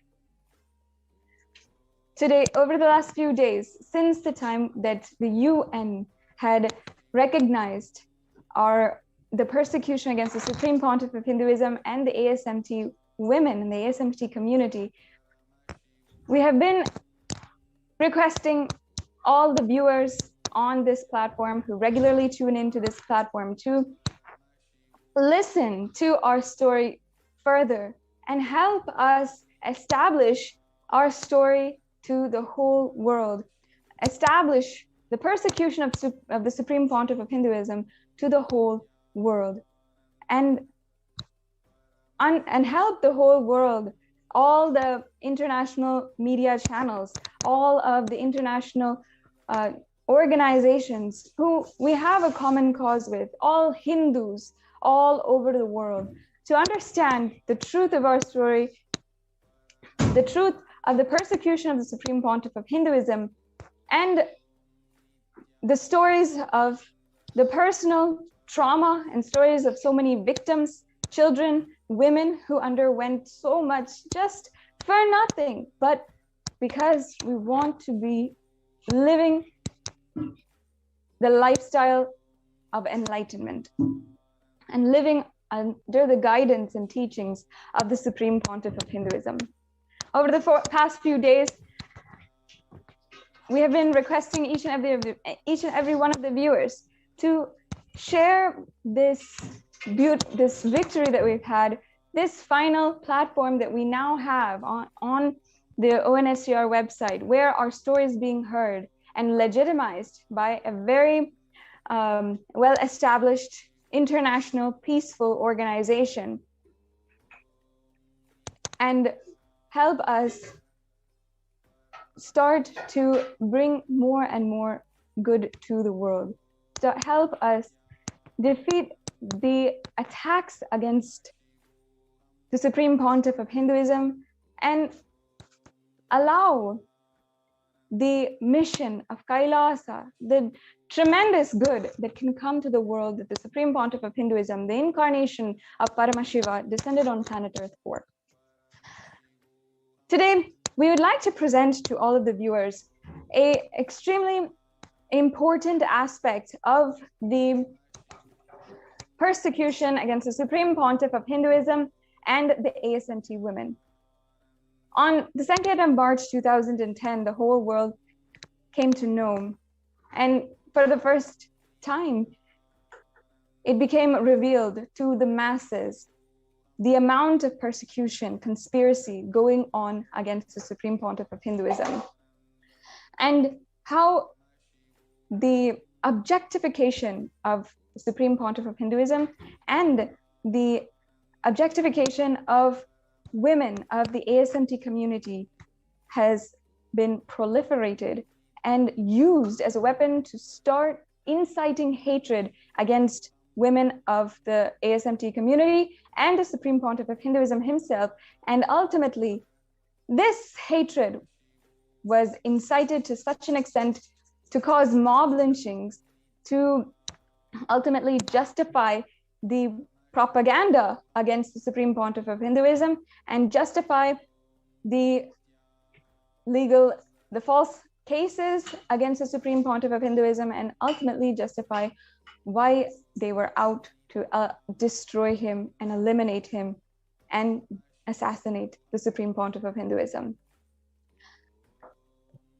We'd like to begin, first of all, by explaining to all of the viewers how in Sanatana Hindu Dharma, original Sanatana Hindu Dharma, the practice and lifestyle of the Adi Shaivite minority tradition was a absolutely zero discrimination community. And it's not a community, I should say, it's a civilization where zero discrimination was tolerated. And not only this, an invaluable teaching of all inclusiveness and acceptance was proliferated among every single individual, every single being in the ASNT community. And for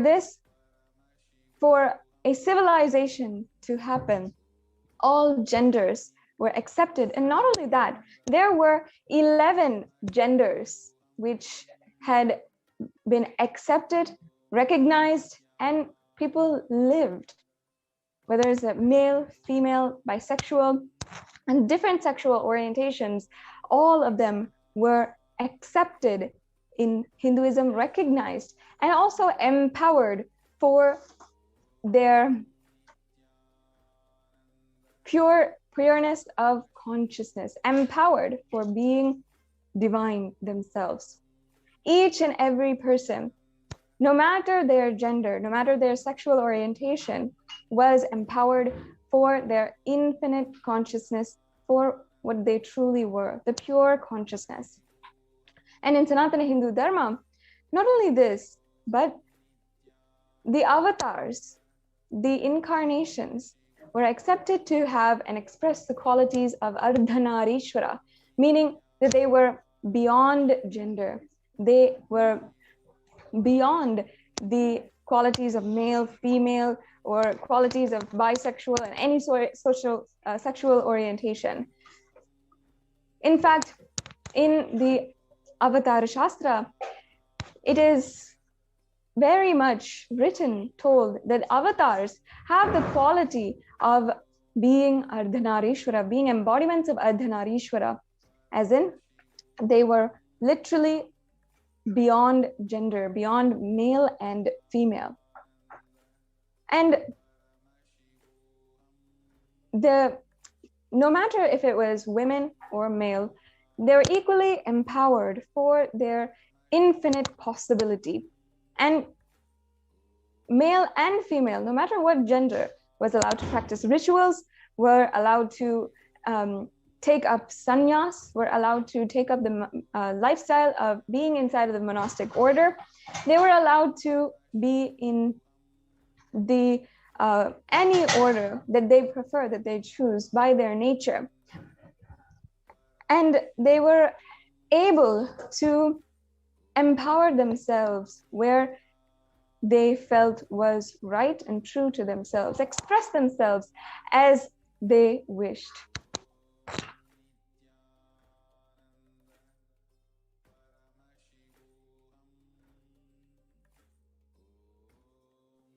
Yes, sorry for the technical glitch. As I was saying, in Sanatana Hindu Dharma, the 11 genders were accepted, and each and every single one was empowered for their infinite possibility. And there were more than hundreds, more than 10,000 sampradayas where they were empowered, and all genders lived in one civilization in harmonious equality, in harmonious living. So in this community, this is what the Supreme Pontiff of Hinduism is reviving through the revival of the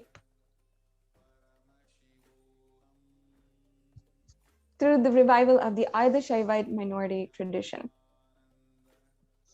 And in Kailasas across the world, this same practice was in his revival. So meaning in Kailasas across the world, 2/3 of the leadership positions are actually held by women, and women are allowed to practice the rituals. Women are allowed to become jnanacharyas, meaning they're allowed and enabled, empowered to become spiritual teachers and guides in anyone's path to having a super conscious breakthrough. And each of the women were trained and empowered by the Supreme Pontiff of Hinduism, and myself included. We were each and every one of us trained and empowered, encouraged, enabled, and surrounded with the ecosystem which would enable us to become successful, empowered leaders as we were living in the ancient Hindu civilization. Let us now watch a short clip of how powerfully the Supreme Pontiff of Hinduism is reviving the female orders, especially the female sannyas order and the female Rudrakanya order. So we have a short clip that we want to play with you about the Rudrakanya Sampradaya being revived by the Supreme Pontiff of Hinduism.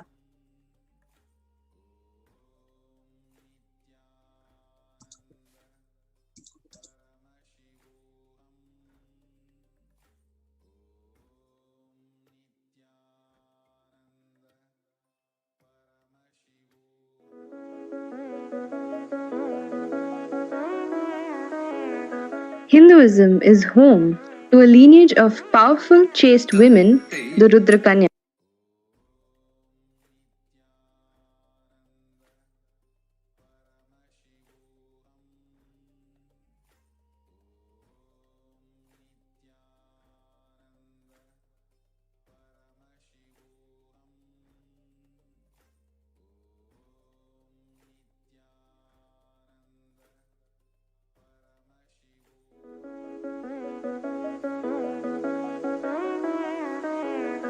Hinduism is home to a lineage of powerful, chaste women, the Rudrakanyas. They embody a ferocious statement of devotion and chastity to Maha Kalabhairava.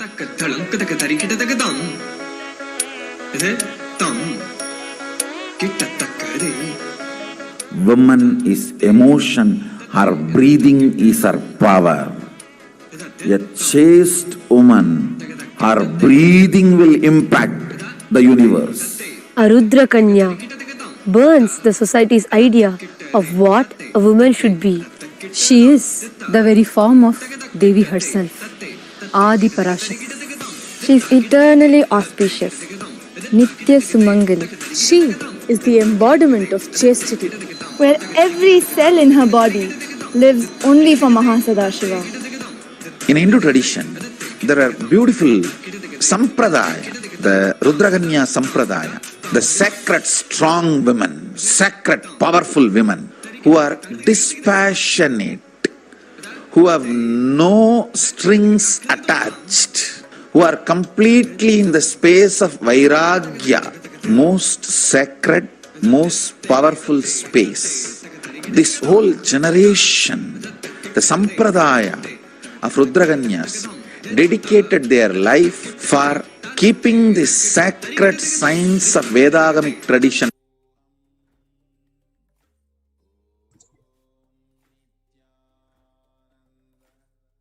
As you can see how the Supreme Pontiff of Hinduism is reviving all the ancient sampradayas, and not just the sacred feminism. As Sadashiva Priya was telling earlier, the very Adi Shaivite minority tradition, and we can have the NTV operator can project Sadashiva Priya as well. So we can have in Adi Shaivite minority tradition and in Hinduism, Hinduism accepts 11 genders. So LGBTQ plus and more, Hinduism recognizes, and the 11 genders. So everyone has a place in Hinduism. Nobody feels that they are not welcomed, or they are not a part of this tradition. And the 11 genders in Hinduism, how Hinduism categorizes based on the 4 different categories. One is physical. What is your physical gender? What is your physiological gender, psychological gender, and conscious gender? And the permutation combination of these 4 form the 11 genders of Hinduism. And the Supreme Pontiff of Hinduism is reviving all the 11 genders and letting the Hindus know that from the scriptures, the Supreme Pontiff of Hinduism has quoted from the Agamas, where it very clearly quotes the acceptance of 11 genders. In one of the places of the Agamas, where Paramashiva himself says that when you are applying, how Bhasma should be applied on the forehead, and it says this is how male should apply, and this is how female should apply, and this is how all the other 11 genders, all the other genders out of the 11 genders, this is how all the other genders should apply. So very clearly in the Agamas, which are the source scriptures of Hinduism, there is a reference to the 11 genders. That is why ASMT, which is one of the sects of Hinduism, is extremely progressive and at the same time extremely traditional. So progressive doesn't mean modern and untraditional. Hinduism is progressive and Hinduism is traditional, extremely traditional at the same time. So the first point that we want to share with all of you is that there are 11 genders in Hinduism. Hinduism accepts LGBTQ and all the 11 genders. And the Supreme Pontiff has declared himself to be a sannyasi and of a transcendental gender. And the very concept of transcendental gender, we wanted to give an idea. See, male is not 100% male. In him, 51% is male and 49% is female. Because that is why you'll see in many of us, right? In many females, you may see some male attributes or characteristics, the way they behave, talk. And then the men, you will see some of them are very emotional. So it is not that a person is 100% male and 100% female. No, there is 51% you are male and then 51% you are female. And the one of transcendental gender is the embodiment, Ardhanarishwara, the Paramashiva, the incarnation of Paramashiva, who is Ardhanarishwara, represents the perfect balance of male and female energies in us. So 50% male and 50% female. When the male and the female parts, the components are perfectly in balance, then you become a being of transcendental gender. That is why if you see the Supreme Pontiff of Hinduism, many times we have seen just one half of the body will be completely radiating the divine masculine, and the other part will be radiating the divine feminine aspects of the divine. Yes, Mother Shivpriya, would you like to add something to it? Yes, and not only that, how in the presence of the Supreme Pontiff of Hinduism, every single being feels connected and feels absolutely fulfilled. That is the quality where when you feel absolutely sure of yourself and your gender, you can make that happen in another person. That's a very deep, almost conscious quality of the spiritual aspects of this deep completion, which a avatar incarnation of Paramashiva can radiate through his body.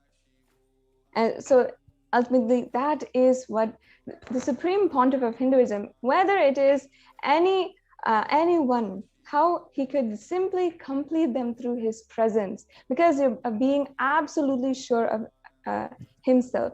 Now, as Jnanatma Swami had as explained just now, in all these 4 levels of gender, how complete you are is determining what is your gender and what is the expression of your gender and the way that you interact with other genders as well, and how you relate with others, and how you're complete with your gender and your identity, your gender identity. Exactly. And so in this way, yes. So sorry to interrupt you here. I just wanted to add to what you're saying, right? The very concept of Ardhanarishwara, where a being is of transcendental gender, gone beyond the identities of being male and female. And this very same aspect was attacked by the anti-Hindu and the neo-Hindutva groups, saying, and when the Supreme Pontiff of Hinduism was targeted, and during the persecution, he was ridiculed. So much of character assassination happened, ridiculing that Swamiji, saying he's not a man. Actually, from the age of 3, the Supreme Pontiff of Hinduism has practiced yoga and so many different things. And his entire body is a yogic physiology and a yogic physique, where the Supreme Pontiff of Hinduism is demonstrating the highest aspects of yoga, where his body has gone beyond the gender of male and female. And when the Supreme Pontiff of Hinduism was arrested illegally by the anti-Hindu elements and by the neo-Hindutva group attacking, that's when the Supreme Pontiff revealed that the Supreme Pontiff is of transcendental gender. He's gone beyond the male and female, and you can do a medical test and you will see very clearly the Supreme Pontiff is of transcendental gender. His body does not have the male characteristics of an adult male. That is what the Supreme Pontiff meant. However, yes, ma'am. Yes, I'd just like to add. Yes, I'd just like to add, the Supreme Pontiff of Hinduism was initiated into Bala Sannyas from the age of 3 years old, and ultimately he was surrounded in an ecosystem with highly adept aghoris and gurus, people who had themselves been, who had mastered going beyond gender and from the young age been able to express these powers, express these higher qualities of going beyond gender. And at the age of 12 years old, and as well as at the age of 16 years old, the Supreme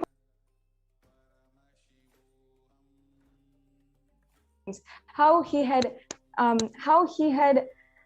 been able to accomplish the superconscious mutation for celibacy, and as well he had then after that been initiated as the incarnation of Paramashiva at the age of 16. So at the age of 16 itself, he had demonstrated to some of the most esteemed gurus in India itself, and to the most accomplished Aghori sadhus as well. And he established how he had expressed the quality of the superconscious mutation for celibacy, And therefore, he had been, and therefore, once he had established that, demonstrated that, the Supreme Pontiff of Hinduism was initiated in the Yoga Pattabhishekam at the age of 16 years old.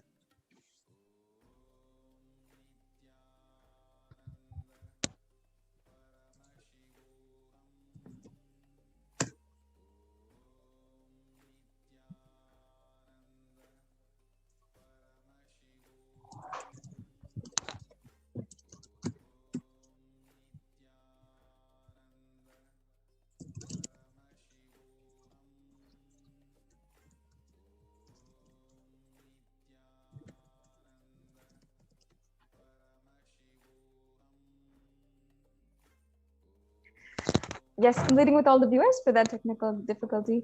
As I was saying, at the age of 3 years old, the Supreme Pontiff of Hinduism was initiated into Bala Sannyas. He was in a beautiful ecosystem with highly adept and esteemed gurus. And at the age of around 13, 14 years old, the Supreme Pontiff of Hinduism had accomplished and demonstrated how he actually manifested the quality, the superconscious mutation for celibacy. And he demonstrated this to the most esteemed Aghori sadhus in India. And just recently, in September last year, the Supreme Pontiff of Hinduism revealed how this mutation process had happened, what the sacred mutation was to express the superconscious quality of celibacy. And therefore, having demonstrated this to all of his gurus, the Supreme Pontiff of Hinduism was after that initiated during the Yoga Pattabhishekam as the incarnation of Paramashiva. So from the age of 3 years old, and of course his happening on planet Earth himself had established that he was an incarnation and expressing the qualities beyond gender. And as Manyatma Swami was saying, and in 2010, when the Supreme Pontiff of Hinduism was forcibly kidnapped, arrested, and then interrogated, the Supreme Pontiff of Hinduism had been interrogated, and his only answer was that he was of course not capable of what these people were alleging, and that he was not a man. But using this very statement, the media went absolutely ballistic, trying to mock, ridicule, and incite hatred in the public for the superconscious qualities and the expression of superconscious.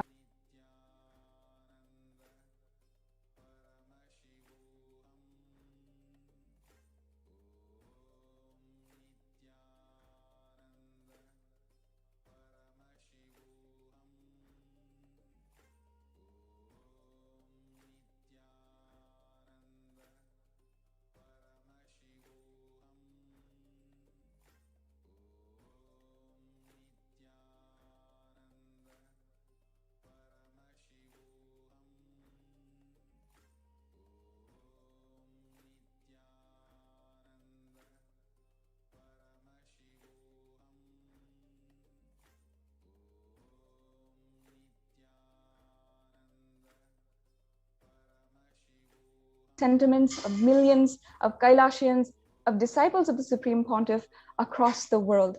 And not only the fact that he is a transcendental gender, that he is absolutely beyond gender, but even how he is a sannyasi.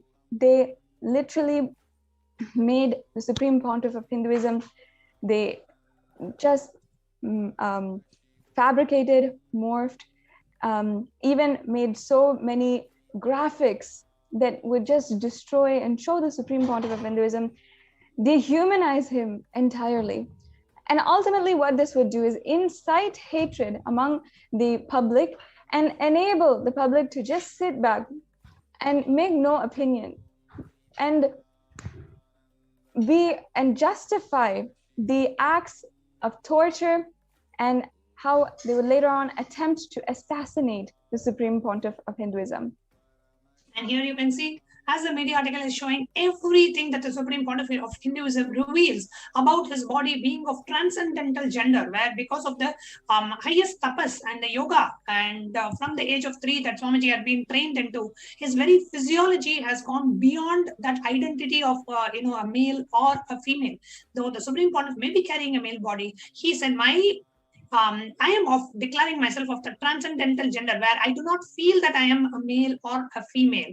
And we have done so many medical tests on the Supreme Pontiff of Hinduism, which show very clearly that the male hormone level in Swamiji's body is less than that of a 6-year-old child, which is unheard of. So even medically, scientifically, we have been able to show that the Supreme Pontiff is of transcendental gender. He may be an adult male as per his age, but the body, hormone level, and all these show completely differently.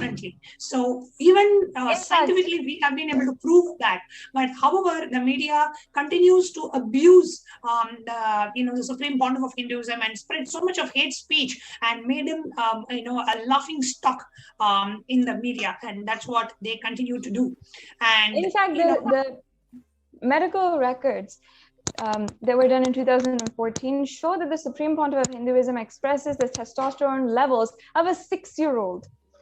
Literally a 6-year-old, meaning that what the Supreme Pontiff of Hinduism was declaring to the world, that he was transcendental gender, that he was absolutely incapable of the crimes that they were alleging, was true from the beginning. And yet in the media, what the general public was knowing was the complete opposite. And the frenzy that the media created allowed the criminals and the neo-Hindutva militant forces to kidnap the Supreme Pontiff of Hinduism and torture him, trying to get a false confession out of him, and then trying to assassinate him ultimately.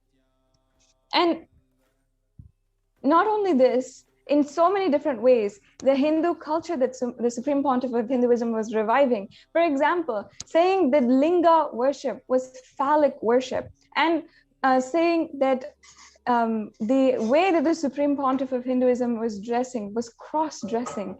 All of this is absolute crimes against Sanatana Hindu Dharma that we have not shown to the world and have not told to the world.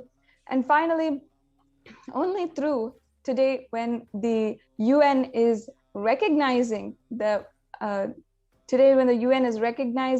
persecution of the Supreme Pontiff of Hinduism, we are actually having a voice for all of these absolute crimes and the denial of human rights of Hindus, and of course, ultimately, the Supreme Pontiff of Hinduism himself. And it is not just the Supreme Pontiff of Hinduism. Of course, the Supreme Pontiff of Hinduism went through the most brutal, with over 70 assassination attempts over the course of 10 years. And so many other attacks to all of his adinams across the world too, and how literally in all different directions, attack was being filed against the Supreme Pontiff of Hinduism, and whether it's physical attack in the properties and in the adinams, whether it was direct physical attack against the Supreme Pontiff of Hinduism and his physical body, or it was his disciples. It was always. I just wanted to, Sadashivri, at this moment, I just wanted to pause and just share a very short clip, a revelation by the Supreme Pontiff of Hinduism about his own gender. Let's watch the short clip. Yes, ma'am.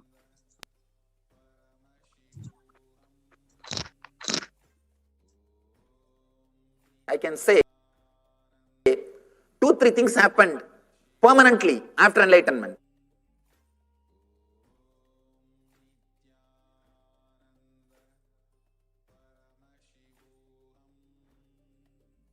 First thing,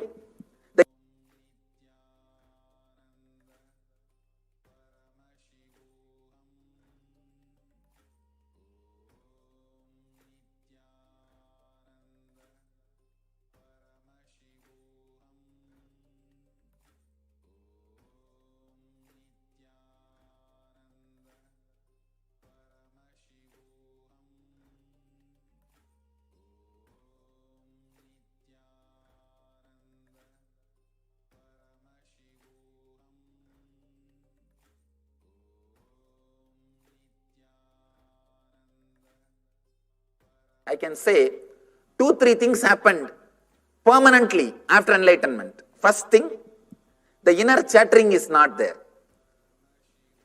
The gap which I gave just now, even in that few seconds, there's no word. Pure space. The second thing, the idea, the boundary, the border ends here and here starts the world. That border consciousness is not there. Whenever I have to handle the body moves, the handling happens. But when I relax, again that idea is not there. That boundary feeling doesn't exist. Third thing, even though body is male body, it is too personal, but I can say, it's up to you to understand or not, I don't mind. Because Swamiji has asked, at least for Swamiji's sake, I am sharing. Even though body is male body, the identity male or female has disappeared. The psychological identity that I am male or I am female, that doesn't exist. It is not there.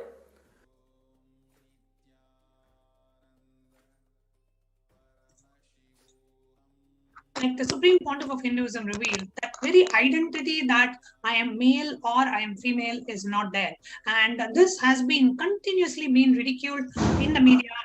And here you can actually see we have a detailed analysis. And we have published in the nithyanandatruth.org, where very clearly it shows that the Supreme Pontiff is of transcendental gender. And for those of you who are keen, you can go ahead and read this article, which is in the nithyanandatruth.org. I'll just project the article here, where it says the medical test established Paramahamsa is beyond sexuality. So even the medical reports and records very clearly show the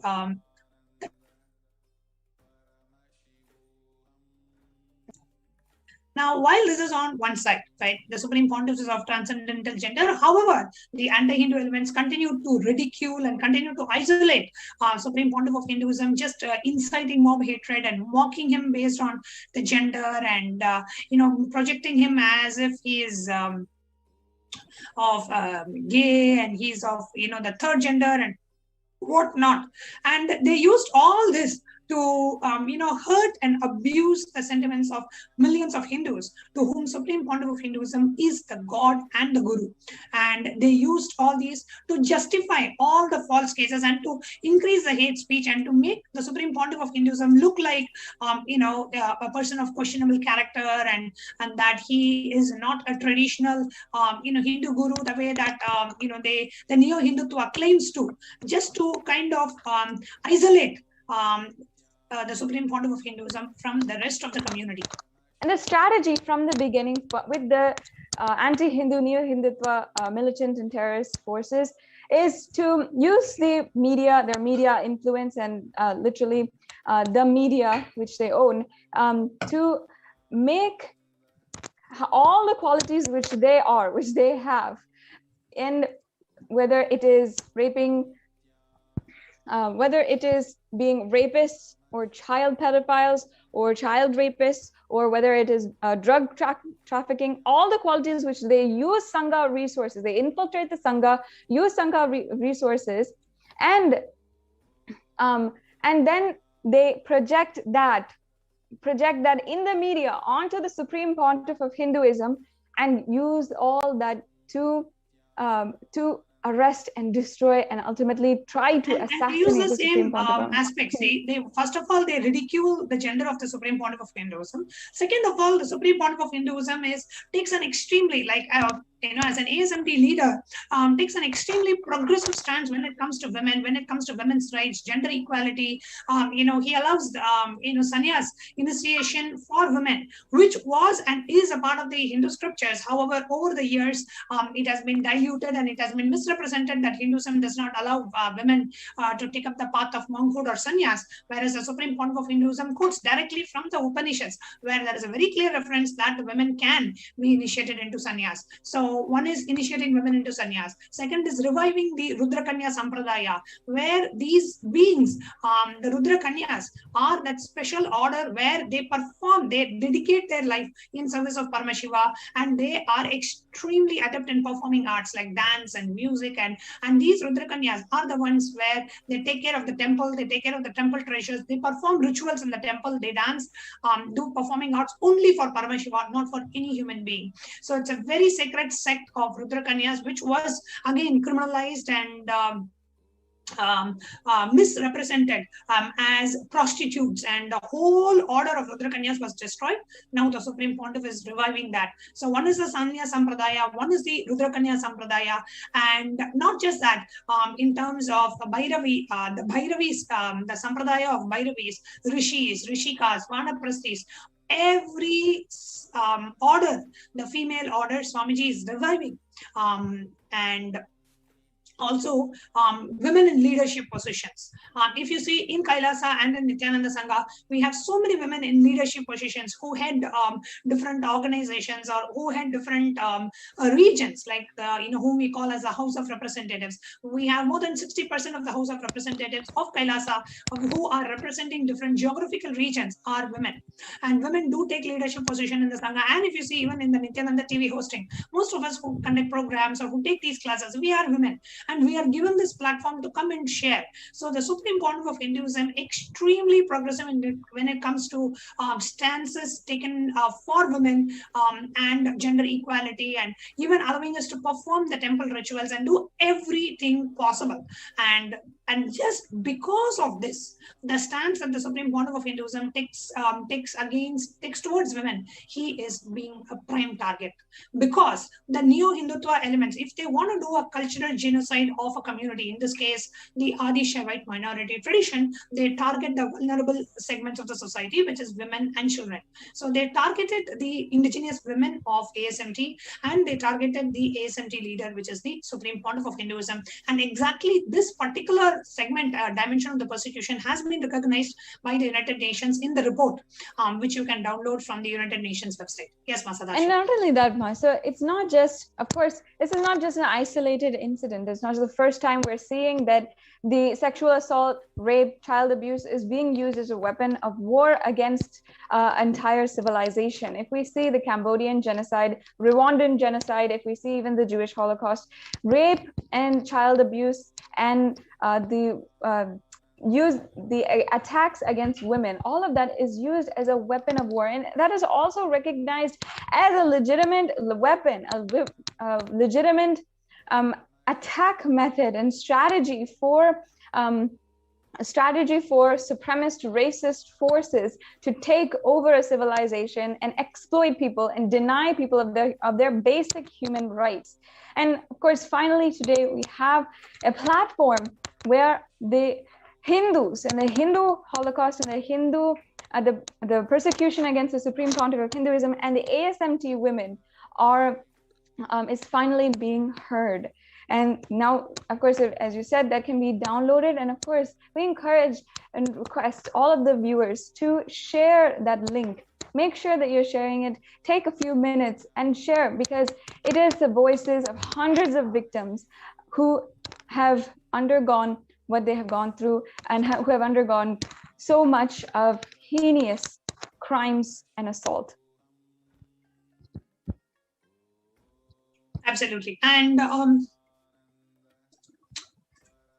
one is, how the Supreme Pontiff of Hinduism is reviving that respect for the divine feminism, and women are worshipped as Devi Parashakti, and there is no discrimination against gender or sexual identity in the Adi Shaivite minority tradition.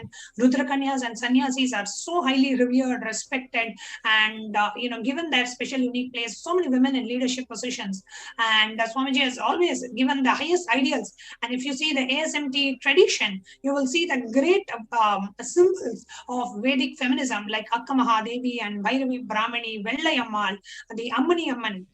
So many examples are there of powerful women who radiated that state, space, and the powers of Paramashiva. And if you see, the new Hindutva elements directly targeted, the ASMT women, the indigenous ASMT women in leadership positions. They targeted indigenous ASMT women from the marginalized sections of the society, like the Dalit community, and they targeted minor, young girls. And here I can give an example of how the neo-Hindutva gang and the anti-Hindu gang targeted Nithyananda Mahaswami, one of the senior sannyasis of the Nithyananda order, and publishing so much of, she used to be a very successful film actress in her life before sannyas, and they publicized all sorts of hate speech against her, and even blackmailed and threatened her to file a rape case against the Supreme Pontiff of Hinduism, and they tried everything possible. And not only that, not only that, Man, using her her status, her hard work as an actress, as a well-established actress with over 100 films, using all of that as a weapon to destroy the Supreme Pontiff of Hinduism, absolutely dehumanizing and making her invisible in their plots and schemes to destroy Sanatana Hindu Dharma and destroy the Supreme Pontiff of Hinduism. That's what they do with every single woman and children, and in their attacks against the Supreme Pontiff of Hinduism. They make us invisible, they make us weapons, and they try to make us weapons, and ultimately, even without our, they ultimately attack us, and then they try, even without our knowledge or our consent or everything, they try to their best to make us weapons in their plots and schemes, their conspiracies against the Supreme Pontiff of Hinduism. And that is the truth of what is happening in the media. In the media over the last decade, they've used women specifically to absolutely just make stories about what's going on in the Adinam, and completely turn against the empowerment that the Supreme Pontiff of Hinduism is doing, the absolute beautiful contributions that the Supreme Pontiff of Hinduism is doing against his own self, and ultimately to destroy him. What he was doing was empowering each individual, helping each woman, child, empower themselves with their infinite possibility to become beautiful role models in a Hindu civilization. And yet go ahead. And yet they use that in order to make up and manipulate lies about the most sacred things, and use that against us, and absolutely destroy our families and our lives. And this has happened repeatedly to thousands of women inside of the ASMT community. And one such example also I can give, that of Manitya Supriyananda Swami, who was from the Dalit community, and actually none of us in the Adinam even knew she was from that marginalized section of the society. But once if you are a part of the ASMT, there is no kind of you will not even know people from which background and what. Once they are into the community and they are a part of the community, everybody's highest potential, you see somebody only as their possibility and their potential, and that's how Supreme Pontiff of Hinduism has taught us, right? But these kind of marginalized section of the society, women from such sections are targeted inside of the ASMT community. And one such person who was actually sexually abused was Nitya Supriyananda Swami by the anti-Hindu element, who filed a false case against the Supreme Pontiff of Hinduism. He himself directly sexually abused this, one of the sannyasis from the Dalit community, from the Dalit caste, and she was so much distraught with what happened to her, what the anti-Hindu elements did to her.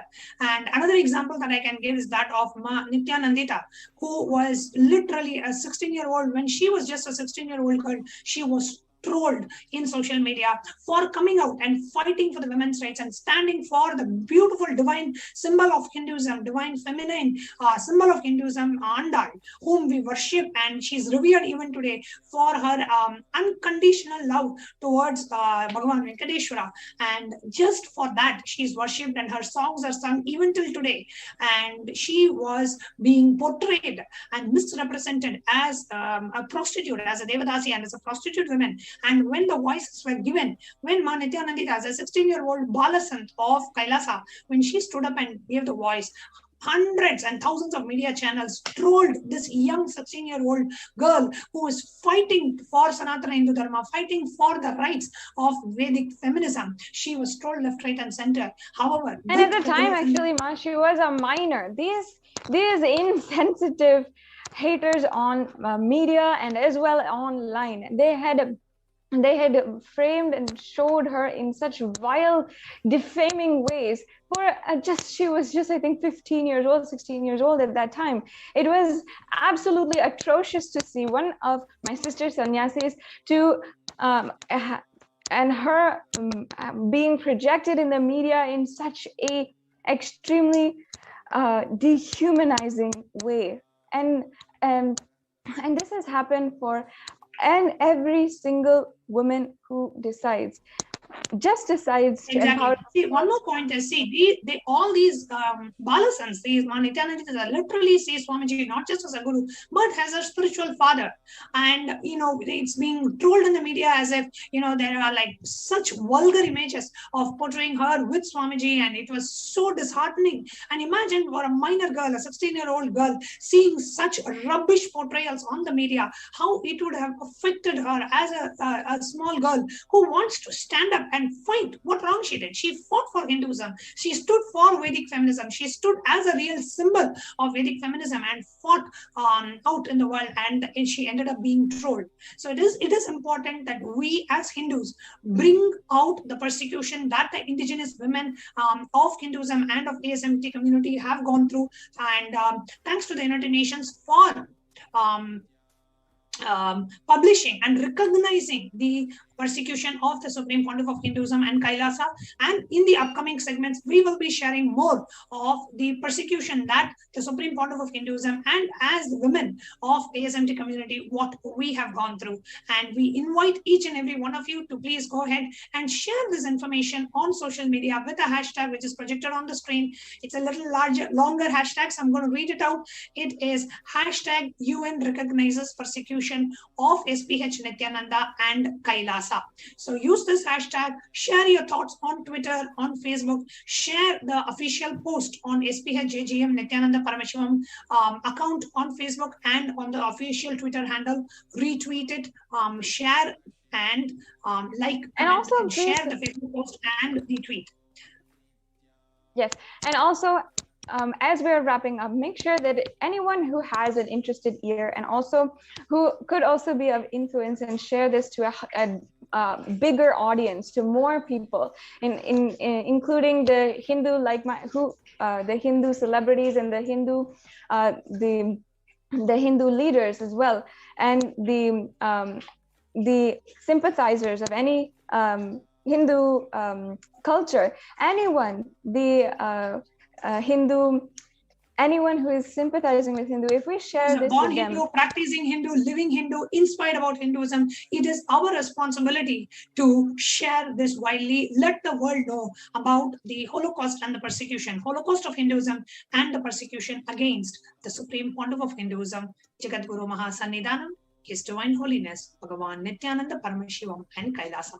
Thank you so much for joining us for this segment. We will now be moving on to the Courtyard Power Manifestation session. So do stay tuned for the Courtyard Power Manifestation session. We will now be ending with the Purna Mantra. Om Purnamada Purnamidam Purnat Purnamudachyate Purnasya Purnamadaya Purnameva Vasishyate. Om Shanti Shanti Shanti Hari Om Tat Sat Sarvam Bhagavat Shri Nithyananda Paramashiva Padukarpanamastu. Om Nithyanandam.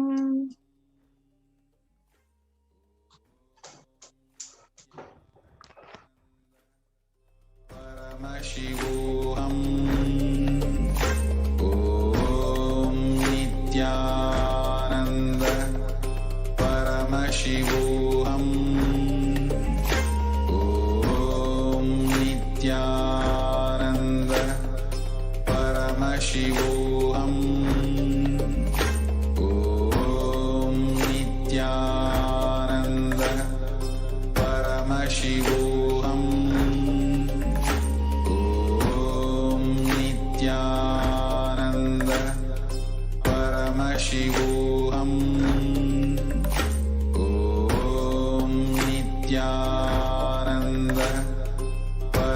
Paramashivoham. Om Nithyananda.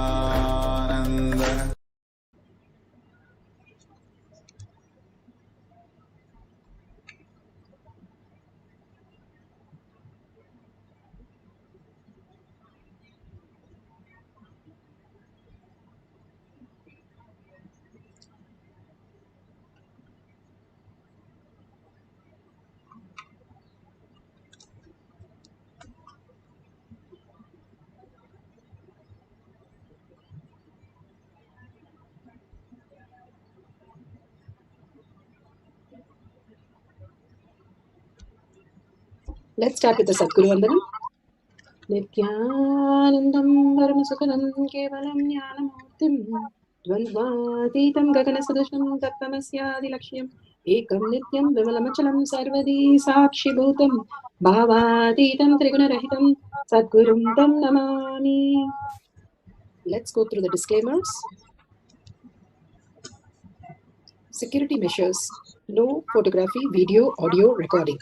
Important cautions.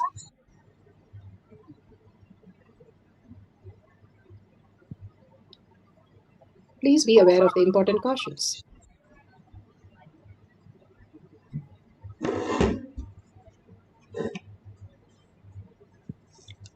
What is power manifestation? Let's hear from Bhagavan himself explaining what is power manifestation. All the 25 states of consciousness, when they happen in you, due to your chemicals and hormones ups and downs, it is powerlessness. When it happens in you, out of your free will and consciousness, it is powerfulness. That's all.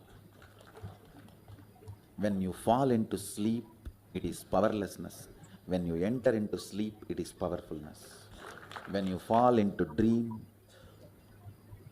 it is powerlessness. When you decide to dream, it is powerfulness. So I have added the ultimate powerfulness, Turiyatita, in your whole being and doing. Manifest all the powers. Understand, power manifestation is nothing but cognitive shift. It is not work. It is cognitive shift. Understand? It is just cognitive shift. It's not work. Work is a 4-letter word. Power manifestation is cognitive shift. Playing with life. Playing with being alive. Bhagavan beautifully said, what is power manifestation? Being alive. It's a cognitive shift. It's a science. It's a science of power manifestation. It's a science because it is repeatable and all of us can manifest the powers of Paramashiva, which is authentic, time-tested, scientific and foolproof. And the evidences to support a human can experience all these powers and manifest all these powers and have a superconscious breakthrough.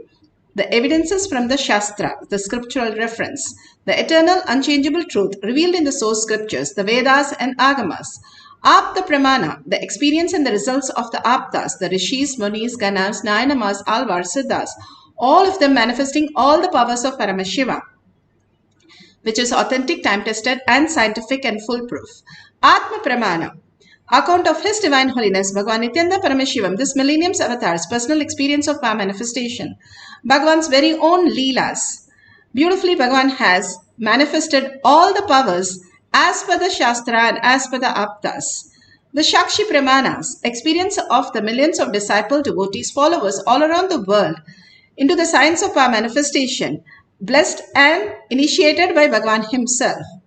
Bhagavan has beautifully said, whoever comes to the Kailash courtyard, I myself will be there manifesting all the powers of Paramashiva and bringing all the auspiciousness and abundance to each one of us.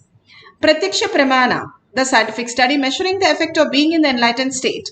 The thoughtless space is being clearly measured in Bhagavan, in the devotees, in the Balasans, that we are experiencing the oneness with Paramashiva to manifest the mirroring neurons, start functioning as per how the science says in quantum, and we start manifesting whatever Bhagavan is manifesting as our reality.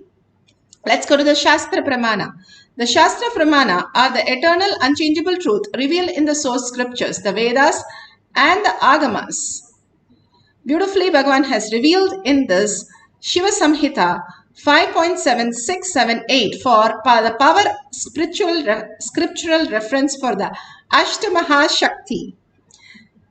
तस्य स्यात् परमा सिद्धिर् अणिमादिगुणप्रदा वायुस्तन्न चरते देहे रसवृद्धिर्भवेद् ध्रुवम् आकाशपनकजगल्तीयूसमपि बध्यते मरणं खाद्यते तेन स केनापि न खाद्यते तस्य स्यात् परमा सिद्धिर् अनिमादिगुणप्रदा वायुः स न चरते देहे रसवृद्धिर्भवेद् ध्रुवम् आकाशपनकजगलप्तीयूसमपि वर्धते.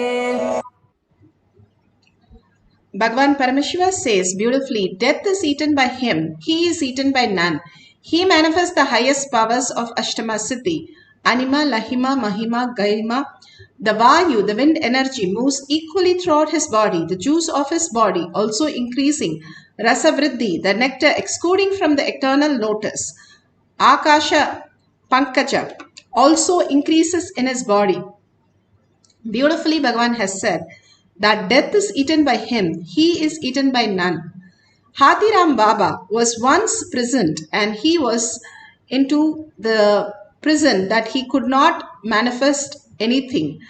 And then the king demanded him, he will be left free only if he brings the Hathi, the elephants, through the jail railings and make them eat tons of sugarcane and finish it overnight. And then only he would believe that what Hathiram Baba is manifesting as reality. And all he did was be in the oneness space of Paramashiva. Just pray to Paramashiva. He was an ardent Venkateshwara devotee. He prayed to Venkateshwara that whatever you want to manifest and show the world the reality, please go ahead and manifest. And simply to the surprise of everybody, hundreds of elephants came into the prison and ate all the sugar canes. Again and again, we have so many things which we have reference where what we think as our ideology, as our logical thinking breaks down and simply manifestation, something very huge, phenomenal has happened in the reality. Beautifully, we can explain. If an ant sees a paper and it sees a paper because it knows a length and breadth, it can only understand 2 dimensions because of the size it is. And it thinks it exists. But when you start stacking the paper one top of another, it does not know the depth dimension because it is not able to be aware of it. So it thinks the paper is vanishing. But as you see, you can know that there is something which you can have a depth dimension. You can have a place, you can have a position, you can have length, breadth, depth, height, everything.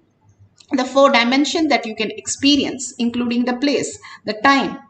But the ant does not realize it. So it realizes it as a disappearing. But when we look at certain things of life, like all these greater truths, Manikavachkar, Andal, Trilangaswami, all of them just disappeared into the deity according to us. But actually they are going into the different dimensions that we are not able to perceive. So there is something beyond our perceptual reality, what we perceive as our reality, that we can also experience the higher consciousness, that these great truth is being revealed to so many of millions who have experienced that and manifested as power manifestation. That is what Bhagavan is raising us into again and again. He's beautifully saying, revive yourself and reinvent yourself, rebuild yourself, and practice the science of unclutching completion, manifesting the powers. And don't waste your time in anything else except to get enlightened, the consciousness and the body. These are the only 2 things which is going to be useful to you in going forward for the next things that are going to happen in our reality, even in the outer world. Even as outer world reality, the auspiciousness, the abundance starts flowing for the people who understands that consciousness is the very necessity of life. How you think breath is the very necessity to live the life. Same way Bhagavan has given us consciousness, the very necessity, and it is also the way simplest way of existence. That we understand that it is possible, all these are possible even now, as quantum is explaining. That quantum is explaining how we can go into the multi-dimension, how we can exist in multiple places, how the mirror neurons, somebody who lives in the quantum can mirror that into us, where we can manifest the same reality. How we learn to walk, how we learn to talk, same thing. We can also learn to manifest all these powers, entangling with Bhagavan who has manifested all these powers. That is why oneness with Paramashiva, the Shakti Pada, that Bhagavan is giving us, the boons that he is giving, showering on us, the initiation, blessing, again and again becomes more important than anything else in life. Bhagavan has clearly said the oneness is the highest currency that you can use in the eternal world. The money is the wealth or is the currency that we use in the current world, which is a Mahamaya, which is not going to serve us any purpose when we are in the deathbed. Nothing is going to help us. But consciousness, the oneness space with Paramashiva, can lead us beyond the death, and he is eaten by none. If we start understanding, and how can we experience this? Okay, there is a possibility. How can I experience this? That is what is all about power manifestation. How each day you learn the science of swimming, learn the science of studying, learn the science of cooking. Same way, the consciousness is also something which clicks with you. How the swimming just clicks with you. You can't read a book or you can't do anything. You just mirror somebody doing it and you start also experiencing that float. That just clicks with your brain, that something in you starts floating instead of just falling into the water and drowning. So here clearly Bhagavan gives us signs. When you understand, constantly hold the space that I am Paramashiva, I am Parashakti, and holding the space of oneness with Paramashiva again and again and entangling with him, manifest as powers. And leaving the thoughts that you have, self-doubt, self-denial, self-hatred, all that unclutching continuously and making the outer world redundant. How when you get up from the sleep or last birth you had such a loss, you do not bother what happened in your dream or in your previous birth. You are completely unclutched to start a new thing. That is how Bhagavan says, reinvent yourself, revive yourself, and stand up to the new reality that you are Paramashiva and manifest your life as Paramashiva as you want, commanding the whole life as your reality. And Bhagavan is raising you to the higher consciousness, not lowering us, but raising to each one of us and telling, hey, you are $1 trillion kid. Stand up and live like one. And that's all we need to do. Connect to Bhagavan Paramashiva and let him manifest as our reality, understanding that if we mirror with a quantum space, we also become the quantum space, manifesting all these higher powers and higher reality. Scientifically and consciously, we can understand this beautiful science. Now we can see how Agastya, these 18 Siddhars were pro in all these powers, and simply when Vindhya mountain was increasing the size, blocking the sun, and the sun god took the help of Agastya. Agastya told the Vindhya mountain, till I come back, do not raise. And he stopped. Simple obedience, simple integrity with his guru, and simply he stopped, and Agastya never went back to tell him to raise. All these sciences were true, and how Agastya was living, that he could digest a human, he could digest an ocean, he could stop the mountain, he could play the veena and just download Saraswati. And all the science was just available, not only to them, now it's available because we have Bhagavan to entangle and manifest as reality. How we see and learn how to walk, the mirror neurons in us understand. Same thing when we entangle with Bhagavan, who has manifested all these powers as consciousness. When we understand the space of Advaita, the oneness space, That is the quantum space. We understand that everything exists as a quantum, as Advaita, as frequency, as Paramashiva, and we can manifest all the reality.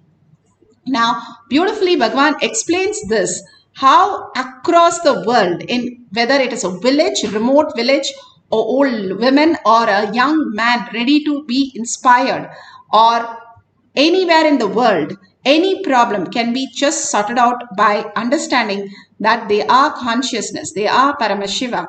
Bhagavan beautifully explains this in Atma Pramana. Building like St. Louis or Los Angeles or Bidadi, wherever, the presence that functions, that presence that radiates, the presence that lives through.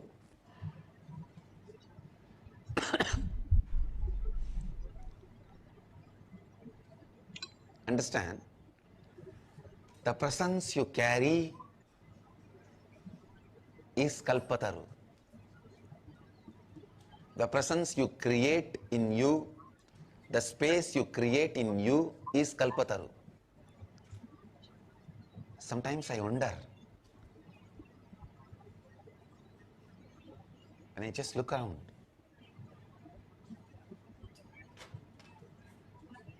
the banks of Ganga and banks of Kaveri and banks of New York River. Sometimes I wonder,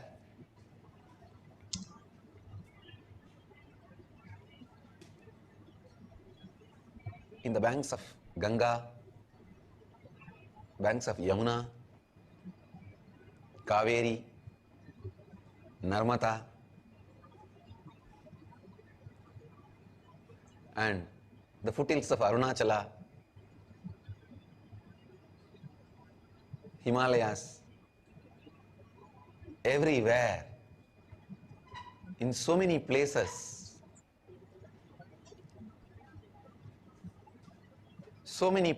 all over the world. How the same science is so useful to every human being from every background.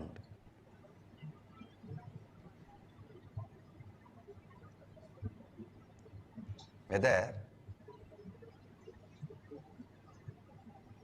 it's a Western teenage boy having a problem with his girlfriend in New Zealand, or an American teenage girl having problem with a smoking pot addiction in California, or village youth addicted to country arak in Aminjikarai, or middle-aged man addicted to violence and aggression in the remote corners of Madurai, anybody having any problem anywhere in the world, how can this one science be a solution? Because it is solving. I am seeing. For example, today, the Kalpataru Darshan for the people in the Pattanam Ashram, one of the remote village in Tamil Nadu, and the woman Sivagangai in the Middle East. Woman and Pattanam.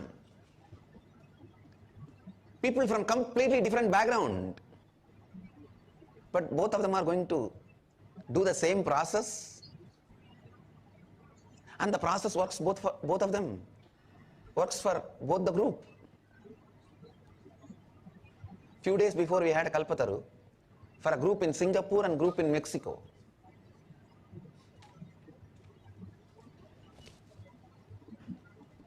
And for both the team,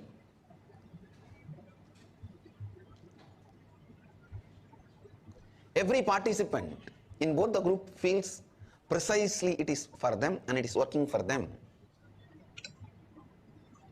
How is it possible?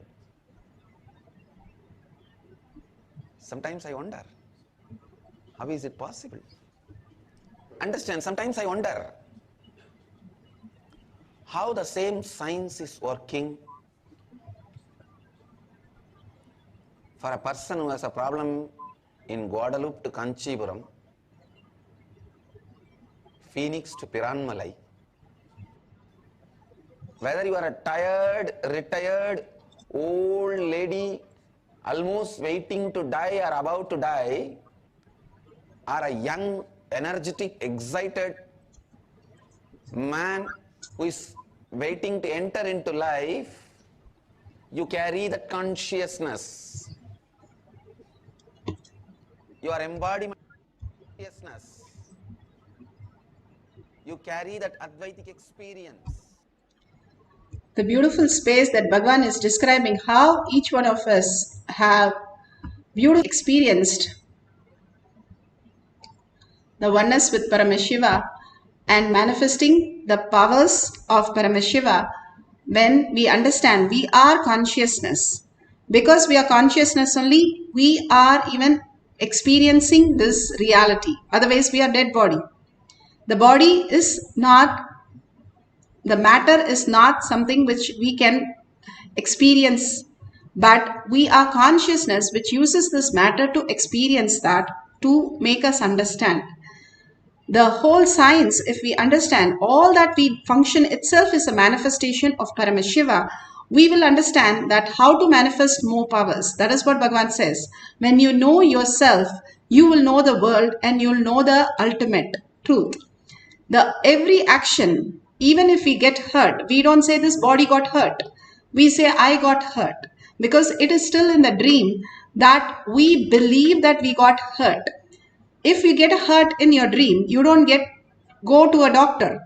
Same way, this body, when it gets hurt also, you do not have to go to the doctor. You can heal it, or you can just unclutch and make it disappear.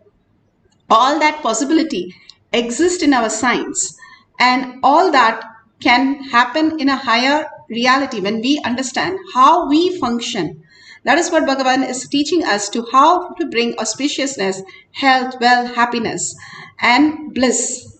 Beautifully here, a devotee has shared in Shakshi Pramana evidences of how increasing the height of an object. They have traced the object twice. We have told them to two times trace the object, and again at the end of the session again trace it twice to see if the increased the size of the object, the height of the object. So you can also use an object and trace it completely and do it 2 times so that it is authentically a measurable increase, 5 to 10 units.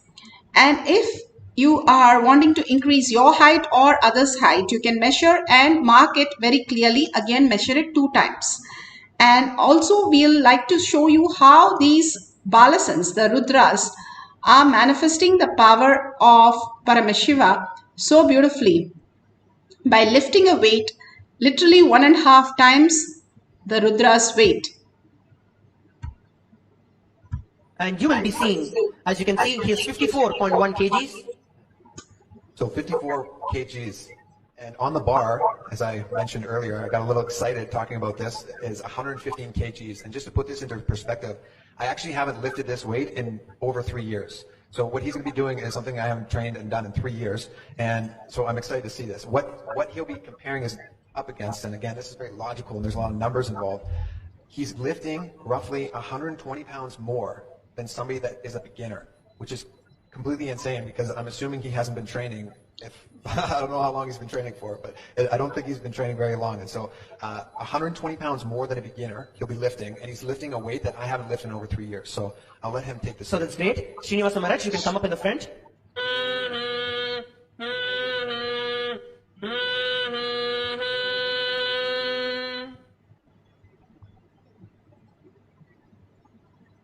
You can see Srinivasa Maharaj is getting into the position.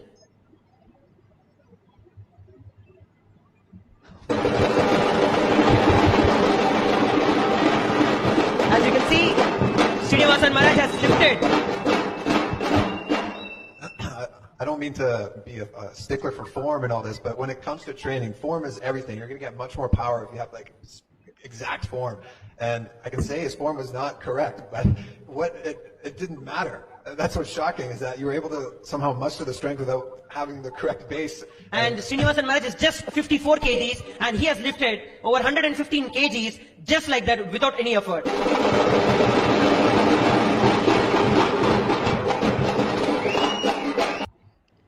Setting up the camera for increasing the height.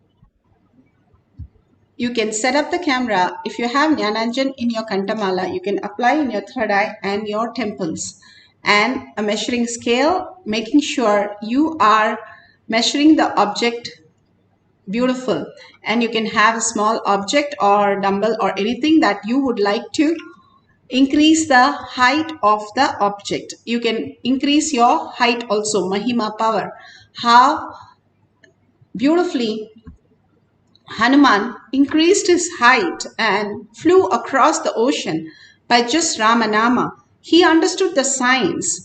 Hanuman, when he first met Rama, he questions Rama in 9 grammar form in Palnini, how the Sanskrit grammar has 9 forms, and he was playing with all those with Rama, questioning him even the basic questions to see what kind of a person Rama is. And it's not that Hanuman came and he melted in Rama. Actually, when Hanuman came, Rama melted in Hanuman. That's how the whole thing started. And how he turned to be just a Ramanama. The word Ramanama is all about Hanuman. And how he was able to increase his size or become very small or fly across the ocean or lift a mountain or catch the sun or make the sun rise in a different time, sunset in a different time, I should say. Anything was a possibility for him is only because he knew the science of Ramanama. If he can connect to Ramanama, he said, I can manifest any powers of Paramashiva. He was very clear and very much in gratitude that how he manifested all the powers of Paramashiva. Now let's put away our phone. Let's get into the deep meditative space of oneness with Paramashiva for a few minutes. Let's measure everything beautifully and correctly so that there is no external ways to increase this. It should be only a prasada of Paramashiva, Parashakti. You are Parashakti. You are Paramashiva. Holding that space of oneness, Advaita space, and continuously holding that again and again, when unclutching from any thought which is other than Paramashiva in you, constantly holding that space, entangling with Bhagavan, with the oneness space, makes you starts manifesting all the powers of Paramashiva. Now sit straight with your head, neck and spine in a straight line. Remember Paramashiva, all his powerful cognition that he was just pouring on all of us, the blessings, the initiations, and beautifully giving the powerful cognition how important it is for us to unclutch and be in completion and reinvent, rebuild, revive ourselves to a new being. And enlightenment is the only way of existence. And raising us and understanding these great things, manifesting powers, is the way of existence, going to be our future lifestyle. So he's giving us the greatest science and reviving the whole consciousness into superconscious being. So let's start chanting the Maha Vakya intensely. When you entangle with someone who has manifested all these powers, you also manifest the powers. That is all Hanuman did. He went into Bhava of Rama and he chanted the Ramanama. He could manifest all the powers of Rama. And what all Vishnu can do, he was able to do. All that he knew is the simple science.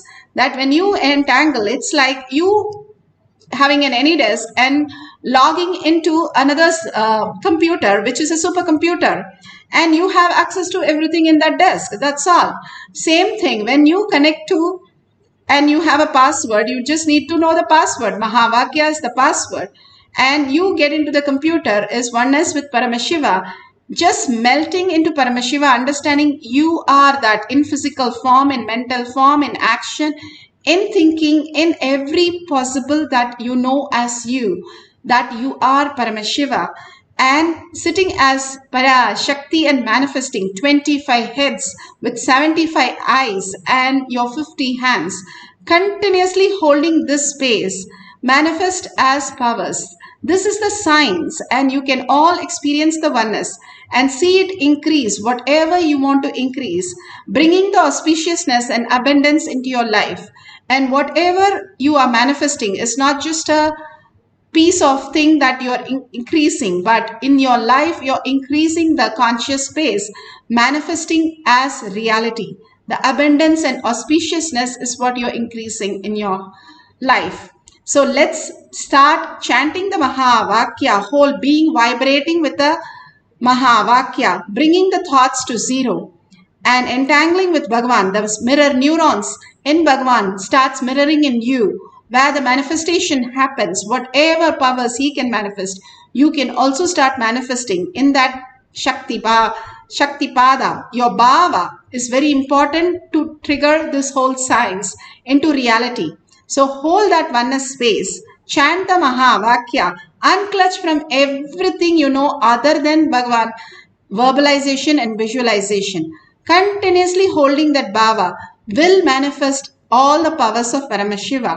Continuously chant the Mahavakya, and at the end of the Mahavakya, when I stop it, you can measure again couple of times and make it authentically that it has increased, and you can share with the world.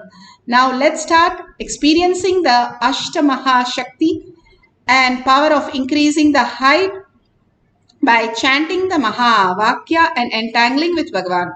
Let's get into the deep meditation. Nithyananda Paramashivoham. Nithyananda Paramashivoham. Nithyananda Paramashivoham. Nithyananda Paramashivoham. Nithyananda Paramashivoham. Nithyananda Paramashivoham. Nithyananda Paramashivoham. Nithyananda Paramashivoham.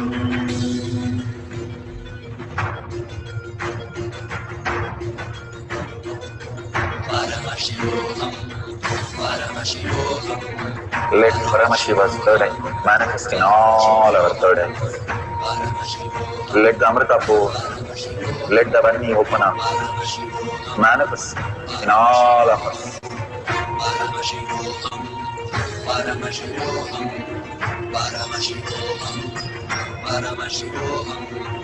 Let Paramashiva overflow, manifest the powers in all our third eyes. Om Nithyananda Paramashivoham. Om Nithyananda Paramashivoham. Om Nithyananda Paramashivoham. Om Nithyananda Paramashivoham. Om Nithyananda Paramashivoham. Om Nithyananda Paramashivoham. Om Nithyananda Paramashivoham.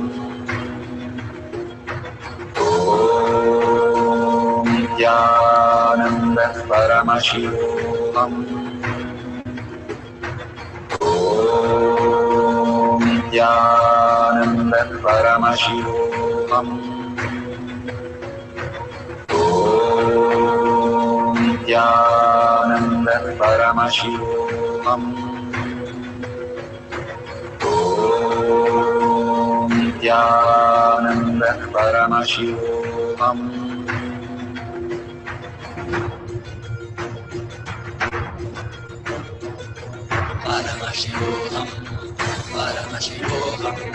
Let Paramashiva's third eye manifest in all our third eyes. Let the Amrita pour, let the Vani open up, manifest in all of us.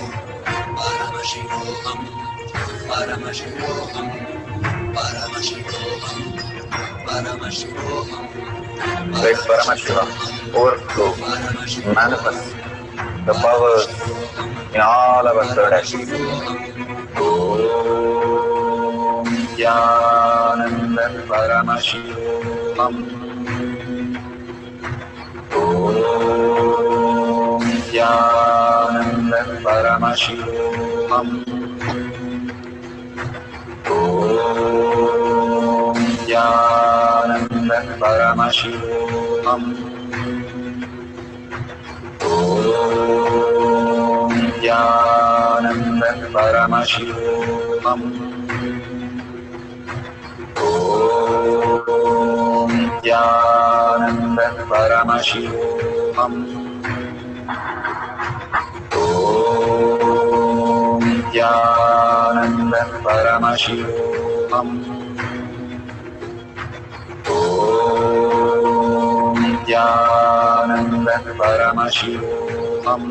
Om Jnananda Paramashivoham. Om Jnananda Paramashivoham. Om Jnananda Paramashivoham. Om Jnananda Paramashivoham. Om Jnananda Paramashivoham. Om Jnananda Paramashivoham. Om Jnananda Paramashivoham. So beautiful. Now you can verify whatever increase has happened, and if you have just lost the time, that's beautiful. You feel the oneness with Paramashiva. Just open your eyes and measure how much the beautiful space has increased your height or the object height. If you are recording, that's beautiful. If you can take a picture of it, that will be wonderful. That you can share with the world how Bhagavan has blessed, initiated us, and made each one of us go into that beautiful Nirvikalpa Samadhi space and manifest all these powers, entangling and manifesting for all of us. Beautifully, Bhagavan says how we drive our life with a broken steering and a broken brake, and we only crash land and understand that we are in the delusion.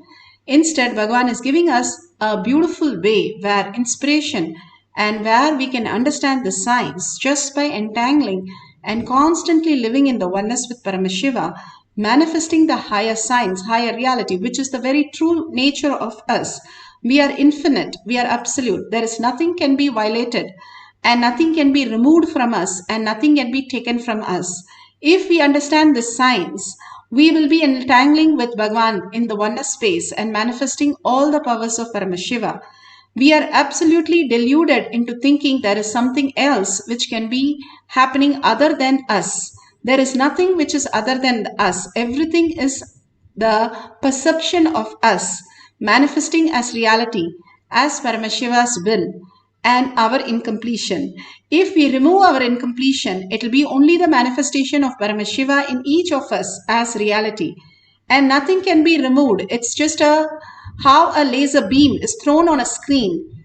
And you can decide what to be thrown on the screen by telling the laser beam, putting the pictures. Same way, your life is just a projection of what you see yourself and others as your reality, how you experience in your dream. It is not the real existential reality. How, when you're dreaming, you're actually sleeping. You're in your bed and your friends and families, but in the dream, you see so many things happening. That's exactly, we are consciousness. We are in quantum space, the subtlest space, has frequency, but we see ourselves in the gross body. We see everything that exists in the gross way. It also exists in the gross way when we have to perceive it and when we decide to perceive it.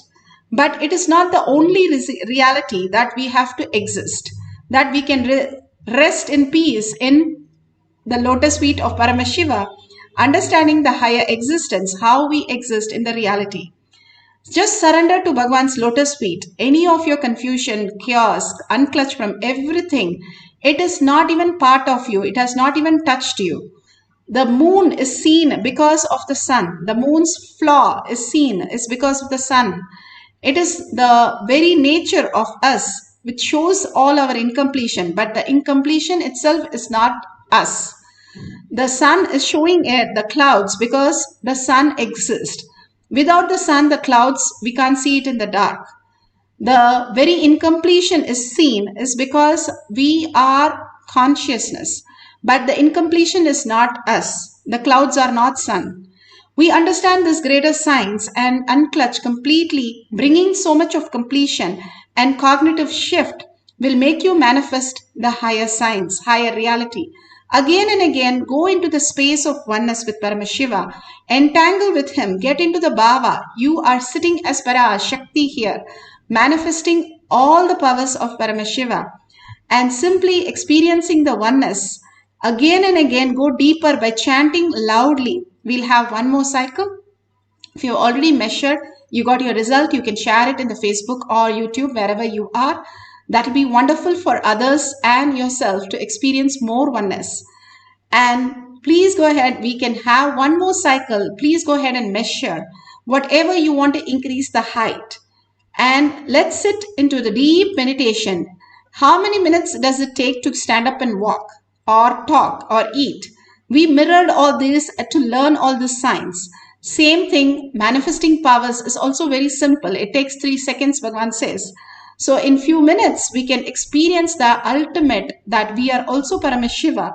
And we are Paramashiva. We are also the body which can manifest the Paramashiva space in us. So let's start chanting. Sit straight, put away your gadget for a few minutes and start chanting the Maha Vakya. Get into the bhava. How Ravana says, when I get into the bhava of Rama, even I cannot have lust. Same way, when you get into the bhava of Paramashiva, you cannot stop manifesting powers. He simply manifests every time, everything and everywhere. So you will also be manifesting all the powers when you get into the bhava, the beautiful Shakti Pada with oneness with Paramashiva. And chant the Mahavakya that you are listening, you're chanting deeply till it becomes a japa. And that raises your frequency, puts you into the no thought zone and experience the mirroring neurons to reflect in your life. This is a science. When we start doing it again and again and again in such a beautiful large number of group of people, simply it will become easy as a reality. And we can experience the oneness with Paramashiva more and more and more. And that beautiful space, the nectar, the whole space that Bhagavan said, you become the kalpatru, that you are auspiciousness and abundance can be experienced, each one of you can experience, and we'll fall into such a deep gratitude that whatever he's showering on us. And let's start chanting the Mahavakya to experience the oneness with Paramashiva and manifest the powers of Ashta Mahashakti.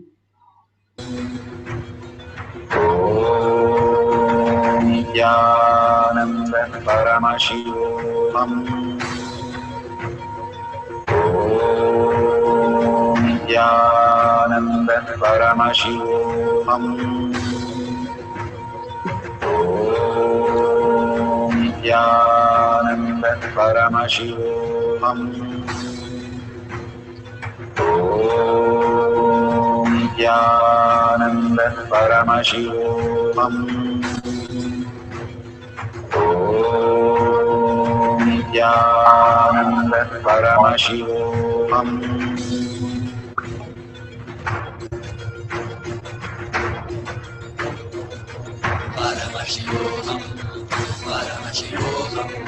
Let Paramashiva's third eye manifest in all our third eyes.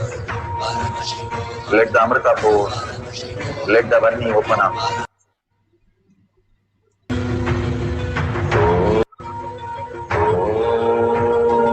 Nityananda Paramashivoham. Nityananda Paramashivoham. Nityananda Paramashivoham. Nityananda Paramashivoham.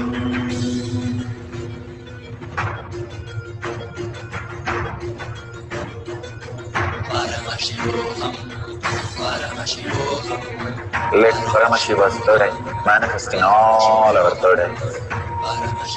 Let the Amrita pour, let the Varni open up, manifest in all of us.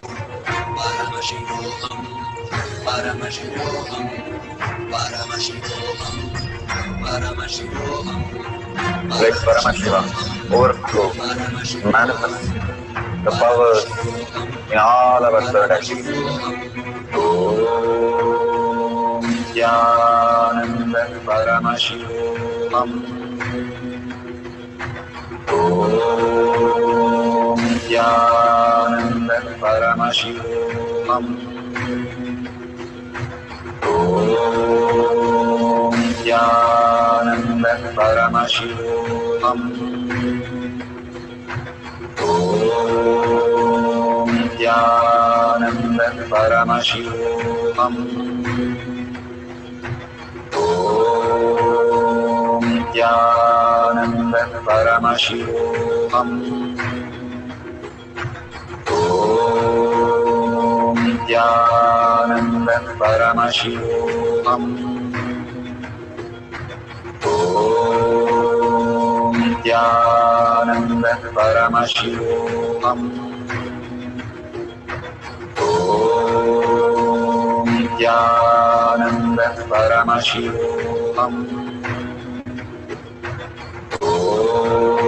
Om Nityananda Paramashivoham. Om Nityananda Paramashivoham. Om Nityananda Paramashivoham.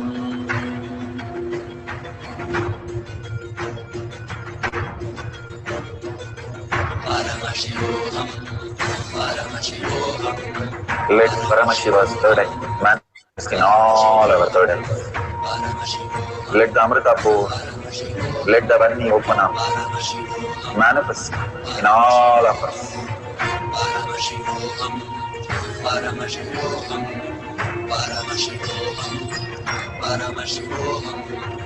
Let Paramashiva overflow, manifest the powers in all our third eyes. Om Nityananda Paramashivoham. Om Nityananda Paramashivoham. Om Nityananda Paramashivoham. Om Nityananda Paramashivoham. Om Nityananda Paramashivoham. Om Nityananda Paramashivoham.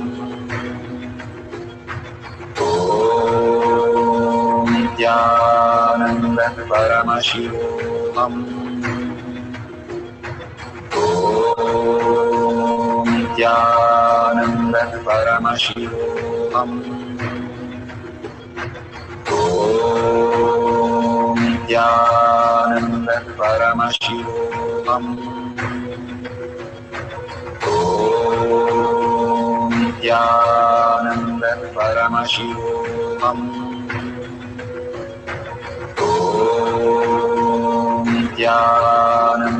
Paramashivoham. Om Nithyananda Paramashivoham. Om Nithyananda Paramashivoham. Om Nithyananda Paramashivoham. Om Nithyananda Paramashivoham. Om Nithyananda Paramashivoham.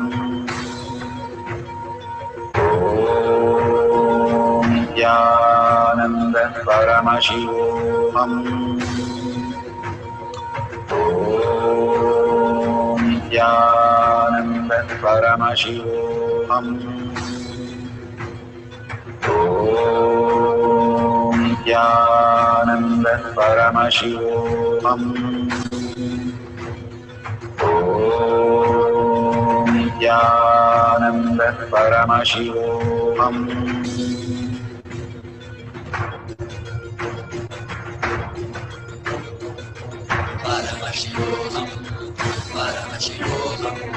Let Paramashiva's third eye manifest in all our third eyes. Let the Amrita pour. Let the Om Nithyananda Paramashivoham. Om Nithyananda Paramashivoham. Om Nithyananda Paramashivoham.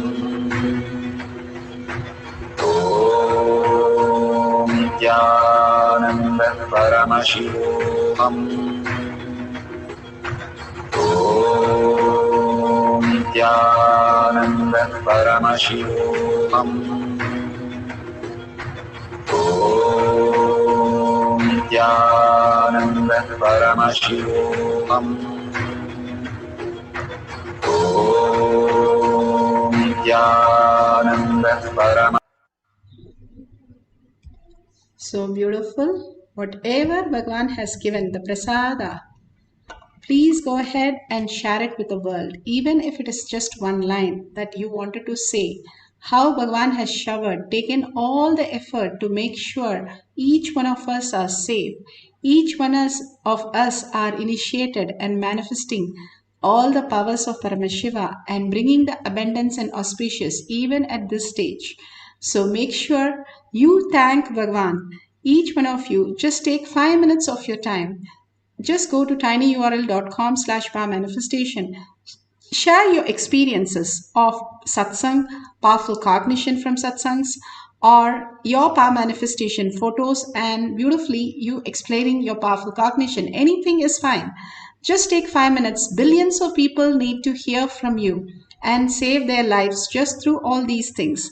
So if you share your power manifestation and tell the powerful cognition and thank Bhagavan, ultimately he is manifesting through all of us. He has come down for each one of us to manifest all our reality. So make sure you share your experience with the world. And if you see a $sign at the end of the YouTube chat, contribute to Kailasa. Again and again, we ask you to contribute to expand the inner space of Kailasa in you. Each one of us, when we go to a temple, we offer something in the hundi or in the temple tank, just making a wish that whatever we need to come to a reality. Same thing, ask Bhagavan that enlightenment, Paramashiva space to become your eternal reality. And staying in that oneness space is the ultimate that you can experience, and all your sufferings and delusion is gone, and you can be as power manifesting your life however and whatever you want as reality. That beautiful science can be experienced by all of us, each one of us. So please thank Bhagavan and ask in deep gratitude to manifest Paramashiva as your reality. Now let's surrender all this powerful cognition and power manifestation to Bhagavan's lotus feet, and thank Bhagavan from your deepest space, and thank each one of you to be here to manifest these powers of Paramashiva today. As Bhagavan said, power manifestation is the ultimate way to experience the oneness and manifest your superconscious space. So let's thank Bhagavan and end this session with a Purna Mantra. Om Purnamada Purnamidam Purna Purnamudashyate Purnasya Purnamataya Purnameva Vashishyate. Om Shanti Shanti Shanti.